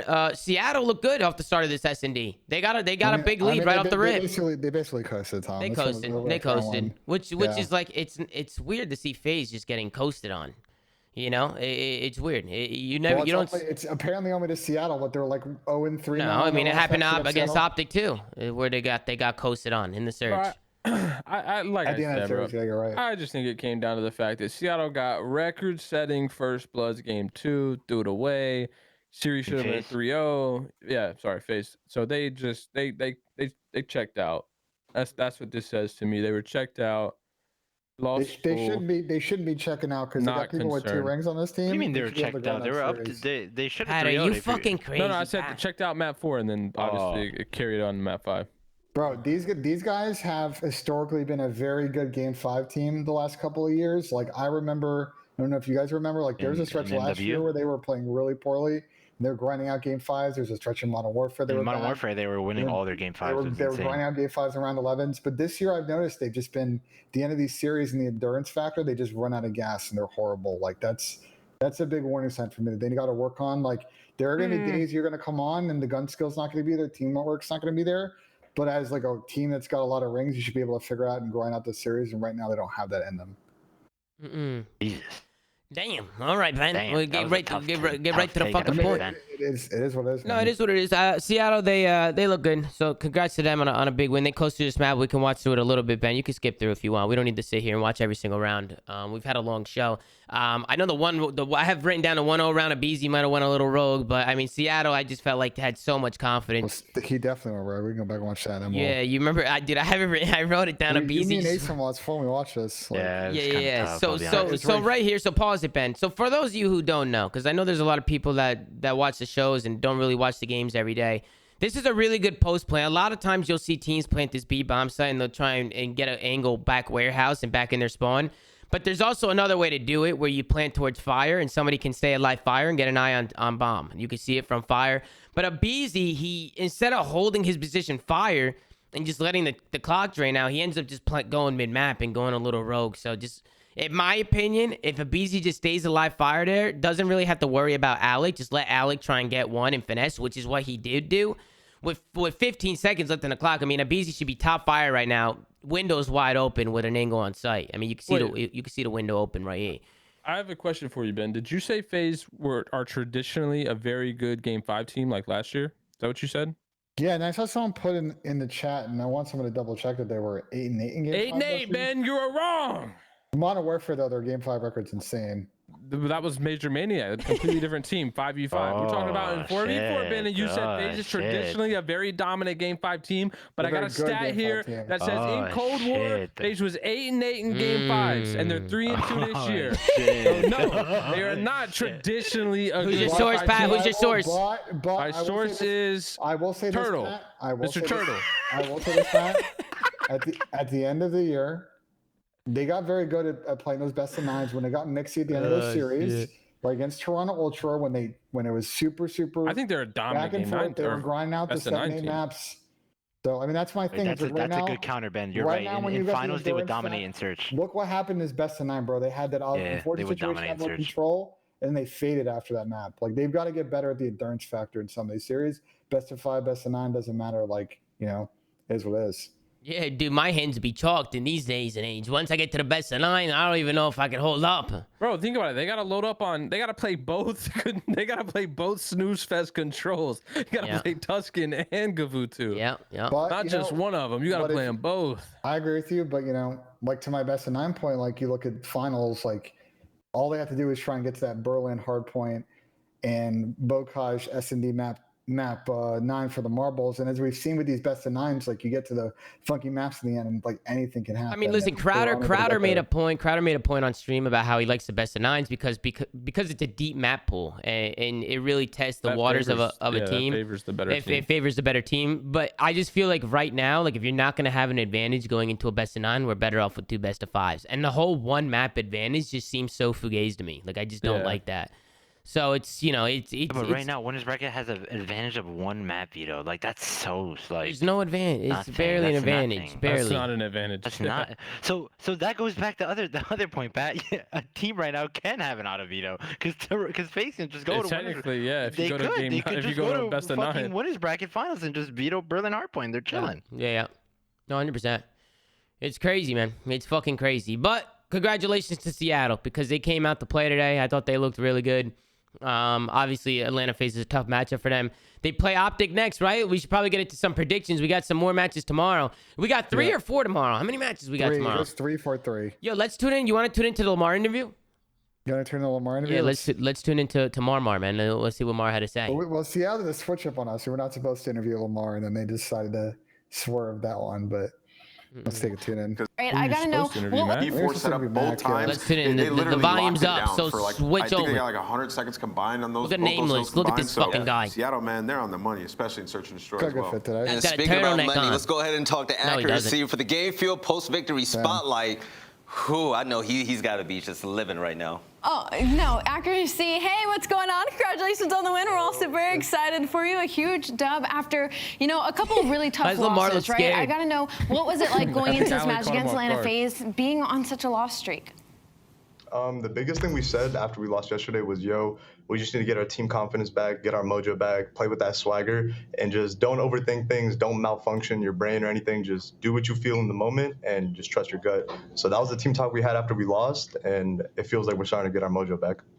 Accuracy, why do you guys match up so well with Faze? Because it seems like every time you play them, there's like an extra chip on your shoulder, or you guys just seem to rise to the occasion. Honestly, I don't know what it is. We just play with confidence. We don't treat it's something that might hurt us and help us, but we just treat every team the same. You know, whether it's Faze or any other team, we just play the same. So I don't think that like Faze effect that makes some people, you know, play worse or something like that happens to us because we just treat every match the same. You guys rise up to the occasion. Okay, Accuracy, you guys had a big losing streak. Got the fattest win you could possibly get today. Congratulations. I'm gonna leave this space open for you to basically talk to the fans out there because they've been starving for a big Seattle victory, and you guys gave them the biggest play possible. Yeah, you can. The biggest thing I want to say to them is, you know, just keep believing in us, keep supporting us. We want you guys to know that every day we're coming into this facility, putting our nose to the ground and grinding as hard as we can to make sure that you guys are proud of us.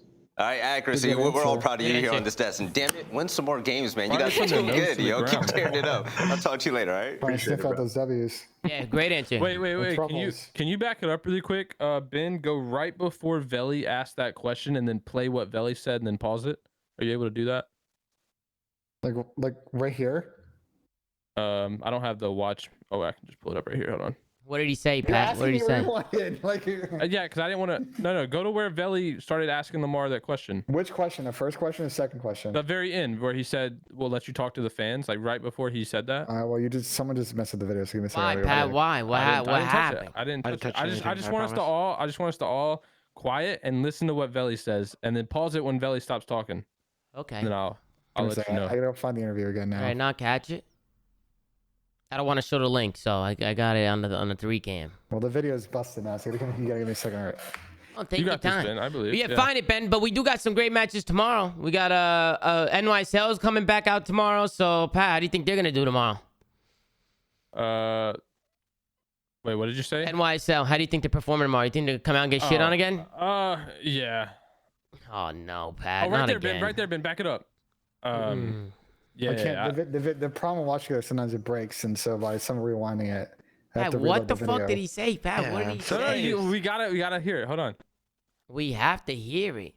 No, Ben, stop backing up. I gotta rewind forward to get to it. Give me a second. Ladies and gentlemen, we're having problems here in the flank. Okay, we got the executive producer trying to do everything he can to make Patrick Price happy, but we just can't get to the spot right now.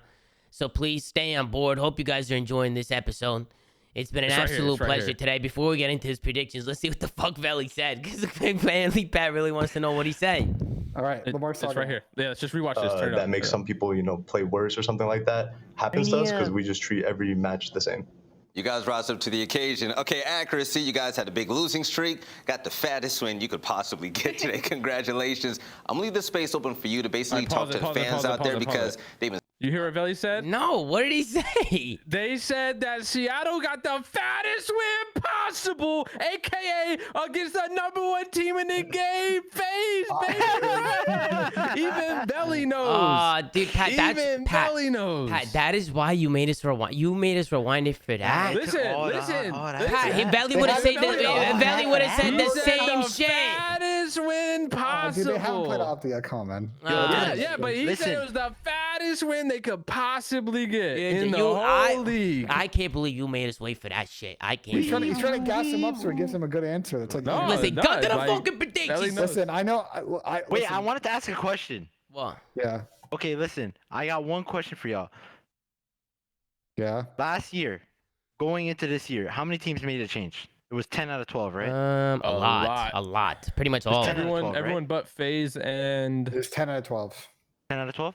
Yeah, but who was the teams that didn't? Faze Minnesota and Faze Minnesota. They're the only two. And Toronto Ultra. We're forgetting one. They picked up Toronto Insight. Ultra. Wait, what's the point? No. From 2021 to 2022. It's 9. Yeah, 3 out of 12 didn't make a change. Okay, so I don't know if you guys have noticed this. Ben probably has, but the end of stage 2, there's a fat month break. Yep. So how many teams do you guys think are going to make changes going into the next half? This is exactly why we were arguing last night about like the Paulehx situation, right? Mm-hmm. I don't know if you remember this, because it's like, what do you do if you're Paul? Like, you know, you get this good run with London. Like, do you try and finish on a team now? And he's in an interesting position where I might argue actually waiting a couple of weeks is not that bad, because to your point, There's Whoa, a big gap in between major 2 and major 3. Hold on. Yeah, let him finish. Wait, yeah. I'll let you finish, but we need to address this Paul thing. But go ahead. Yeah. No, I was gonna say that to your point. I think it's going to be like at least 3, if not 4 teams may make changes after major 2. Okay. I think Paul should get picked up. Let me preface with that. I think he's good enough to be in this league, and he played well under the moment. But however, I don't think a lot of teams are gonna really weight what he did on London as some like doer, like some awakening of realization, because he subbed in for one of the best teams in the game and they got 2 wins. Like, and to me, I don't think people are looking at that specifically as like the be all end all to picking him up, right? Like I think I would arguably judge him the same as I did before that he subbed in for London. Like he's just a good player who deserves to be in the league. So I don't think that situation should really matter at all. And kind of to your point, I think he should take whatever opportunity he gets, because I honestly think the teams that make the change earlier are going to be better off for it. So if I'm him, I'm taking... I personally agree. I think you should take your opportunities as they come. I don't think you should pass up on opportunities. The minute you pass up on them, you don't know what's coming next. You don't know what's going to happen. You don't know where you're going to end up or what you're going to get. Take them as you go. If you're a good player, you'll make any system work. It doesn't matter what system you're in. Well, that's not true. If you get put into a bad system, it's going to be difficult, even if you're a good player. But that's where you take over as a good player. You do what you got to do individually. Be a good teammate. Be a good player. And then you end up with all the power in the roster. As long as you perform so Pat, and do what you got to do. Can I butt in real quick? Yeah, shit, Trey boy. Welcome back. Sorry, I was just watching it, like, and to your point, Pat, yes, he did sub in for us. Appreciate the gas, by the way. One of the best teams in the game. Thank you. I will say this though. We beat New York, which I think everyone they're not in the greatest of spots. Yeah. But then we also took on LA Thieves in one of their better maps, 2 of their better maps, and this is with Paul on 1.5 days of practice. So I think there is a lot to take from that, especially considering that even I said to my team, I knew we could win it, but I said I wouldn't be angry. I said it to my coach, I wouldn't be pissed off if we lost it because we were expected to lose it. But we came out and absolutely, and it's not just, and me and Marcus didn't do fuck all. It was him and Byron. But I think you guys would have won that series with Gizmo the same. With how Thieves have been playing and are playing currently, I think we were just a better team. We 100% win it with Joey, but I just want Paul to get the gas he deserves, because coming into a team, especially with our accents, not knowing how to play, and him being in challenges, and there's certain stuff that he don't know how we play, especially how good we looked in S&D on 2 maps of practice. Yeah, but I kind of side with Pat in the way where he said Awakening, like, because before Awakening showed his debut in the league, he went from an absolute nobody to like straight 1.3s. You know what I mean? I understand what Pat's saying. Yeah. But I also want. Also, you gotta give him the credit for sure. I also want Paul to get the right. I think he deserves to be in the league regardless. Yeah, Pat said that he deserves to be in. Okay, so Pat, going to my second question, you think like a team like New York that's like 0-11 in Hardpoint and like is last in standings, do you think Paulehx takes that offer if he gets it? If he gets an offer from New York, he Tommy should just said you don't pass out on any Bro, he would literally be getting to play with one of the best SMGs in the game in Hydra. Like, I take that fucking offer. I agree with Pat. Like, that was my point about Paul. It's like you can almost kind of, to an extent, pick your team a bit here. Like, I agree. If he gets a New York offer, he should really consider that, because the trio of him, of Hydra, Neptune, and Paul, I really like the speed that they would play with in that squad. And then, I don't think they should keep Neptune if they make that change. Do you think they should make 2 changes? I think if they can improve, they should. To me, realistically, Hydra's the only safe one. And then I think you're obviously going to make a decision between Crim or Clay. I don't think there's like a world where they get rid of both of them. Crim's been doing his thing, though. He has been playing well. Crim, he hasn't looked too bad. Yeah, that's what I'm saying. Like, you pick Crim or Clay. I would pick Crim in this situation currently. Obviously, I'm keeping Hydra without a doubt. Yeah, you can't touch Neptune. And I know Neptune's been super uncomfortable, which that just sucks, right? Like, we know how that is on a team when you're uncomfortable. But I still think if there is a chance as an org and a team, they can make another improvement, they should jump on it, right? Like, we talked about people like Havoc being available. I forgot who was on the other day, mentioned Kismet. Like, I think there are some SMG players that you could possibly approve on. And Ben, unless the rules have changed, they can pick up multiple people, right? And they don't have to get rid of Neptune, right? They could just pick up. No, it just becomes a financial decision at that point. Here's a hot take. They're minimums though. It's not like they're not concerned. I got a hot take. Hey, why don't you talk to Paco? Go get the best 3 French guys to go back this guy up. I think go with a full French team. Go with a full French team. We bring in Gotaga. We bring in Brezzy, right? Brezzy, he's French. Brezzy's French. There's great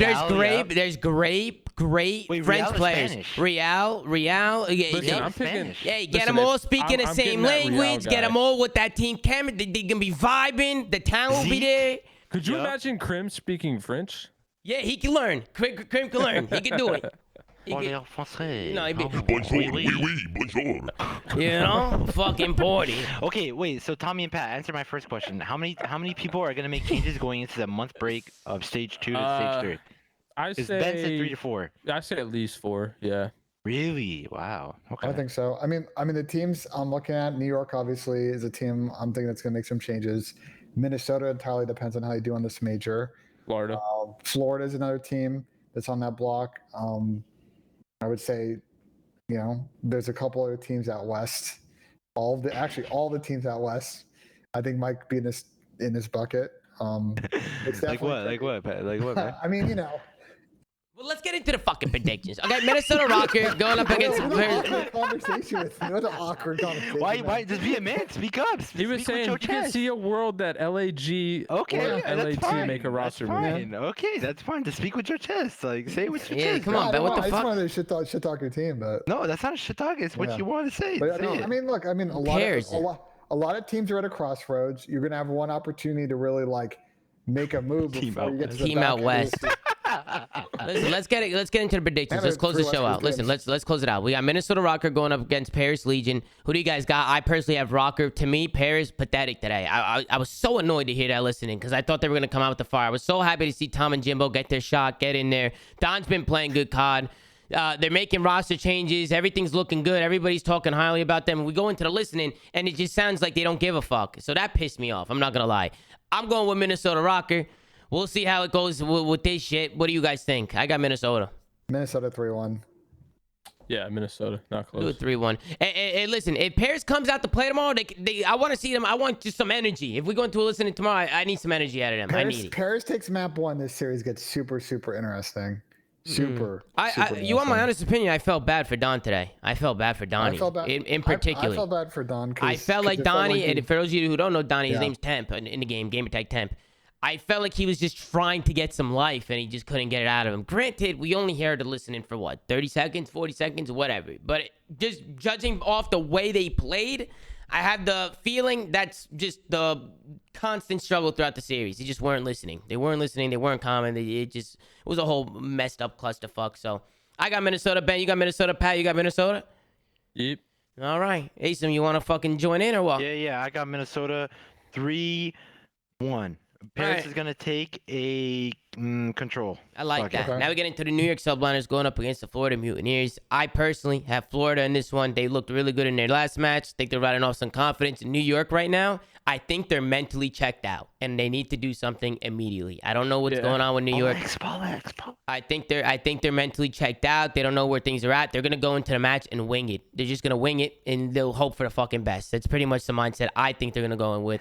If they somehow had some masterclass fucking team talk that brought these guys together, I would be impressed. But I don't know. It's just not going to work right now, and I think Florida's going to win. Who do you guys got? How you go first? Honestly, I think this is kind of like the battle of the shitters. No offense to Florida, who obviously won the other day, but I think this literally will just come down to the vetoes. Like, I think if New York can avoid Florida getting some of their best maps, they might be able to win. But most likely, I agree. This team's super checked out, and if I was a betting man, I'm probably just gonna go with Florida. Before we record this show, I was so ready to just drop a hot take and you know what, F it, New York's gonna win this series, but I don't know, man. It's just so hard. If this New York team had a little bit more consistency and maybe winning a hard point, I feel a bit better. But right now, I really just don't like how this is going to break out for New York. I don't really see a way, unless they kind of 2-3-5 this, that they're going to win this series. So I got Florida. Let's say Florida 3-1. Asim? Florida 3-2. Okay. Bro, listen, Go ahead, Pat. Go ahead. This is how we'll know if New York is fully checked out. If they roll up tomorrow and square up on Bow Cage game 1, they're fully checked out. Fully checked out. Yeah, we'll see what happens with that. Listen, I think New York have great players over there, but it's just not working out. And I really want to see these guys turn it around, but right now it just doesn't look like that's happening. So we'll see what happens tomorrow. We got Los Angeles Thieves going up against Optic Texas. And with the way Thieves have been looking, I just don't think Optic Texas is going to skip a beat, man. They're coming off a major win, guys. They're feeling good. So I don't know what you guys think, but I got Optic Texas every day of the week. Optic Texas. Let's give Thieves a map here, but I just think Optics is too well-rounded right now. Again, to what we talked about earlier in the show, like Thieves are at the bottom of the league right now in S&D, and I feel like against a team like Optic, with how good they're respawn, like you've got to be able to take S&Ds off of them. So I don't got confidence on Thieves on that right now. So I'll pick 3-1. Pat? I'm gonna piss everybody off in the chat that's been saying Lakes, and I'm gonna go Thieves 3-0 smoke show against Optic. Damn, with the Edge game. Okay. I think they're gonna win the S&D. I think it'll be pretty close though, like 6-5, 6-4. Hopefully it's Tuscan. But yeah, I think the respawns are just going to be an absolute smoke show. Okay. Thieves are going to assert themselves back on the map. Envoy is going to be like, I'm the prince, bitch. It's my time. And he's going to dethrone the king. And it's going to be an absolute smoke show. And we're going to be like, we're going to come back and be like, damn, Thieves look good today. All right, we'll see what happens tomorrow. It'd be very entertaining. Bro, it'd be super entertaining considering how this week's gone if Envoy has that series against Optic. Because it's going to happen at some point this year.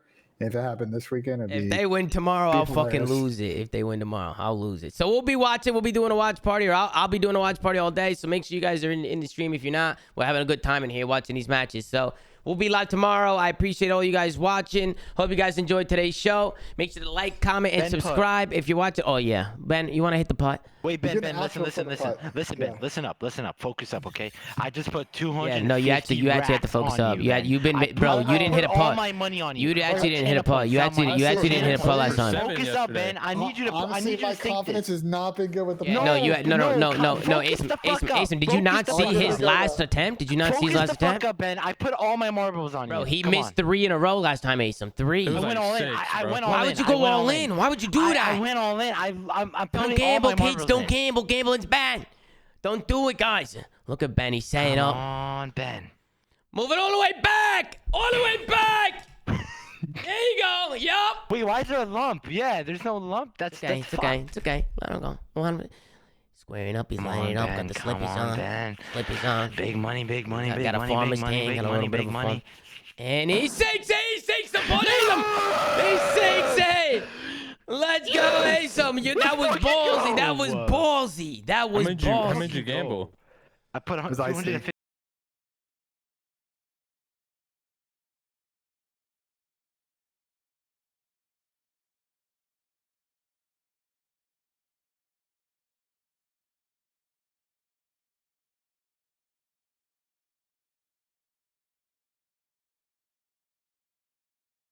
Day live covering the CDL. No, I'm saying before COD though. Before COD. What did Ben redo your take, Ben? Because it muted out. Bro, because I'm a big golf fan. One of the best golf tournaments is on this weekend. It's called the Players Championship. Okay. They've had horrible course conditions, 20-mile-an-hour winds.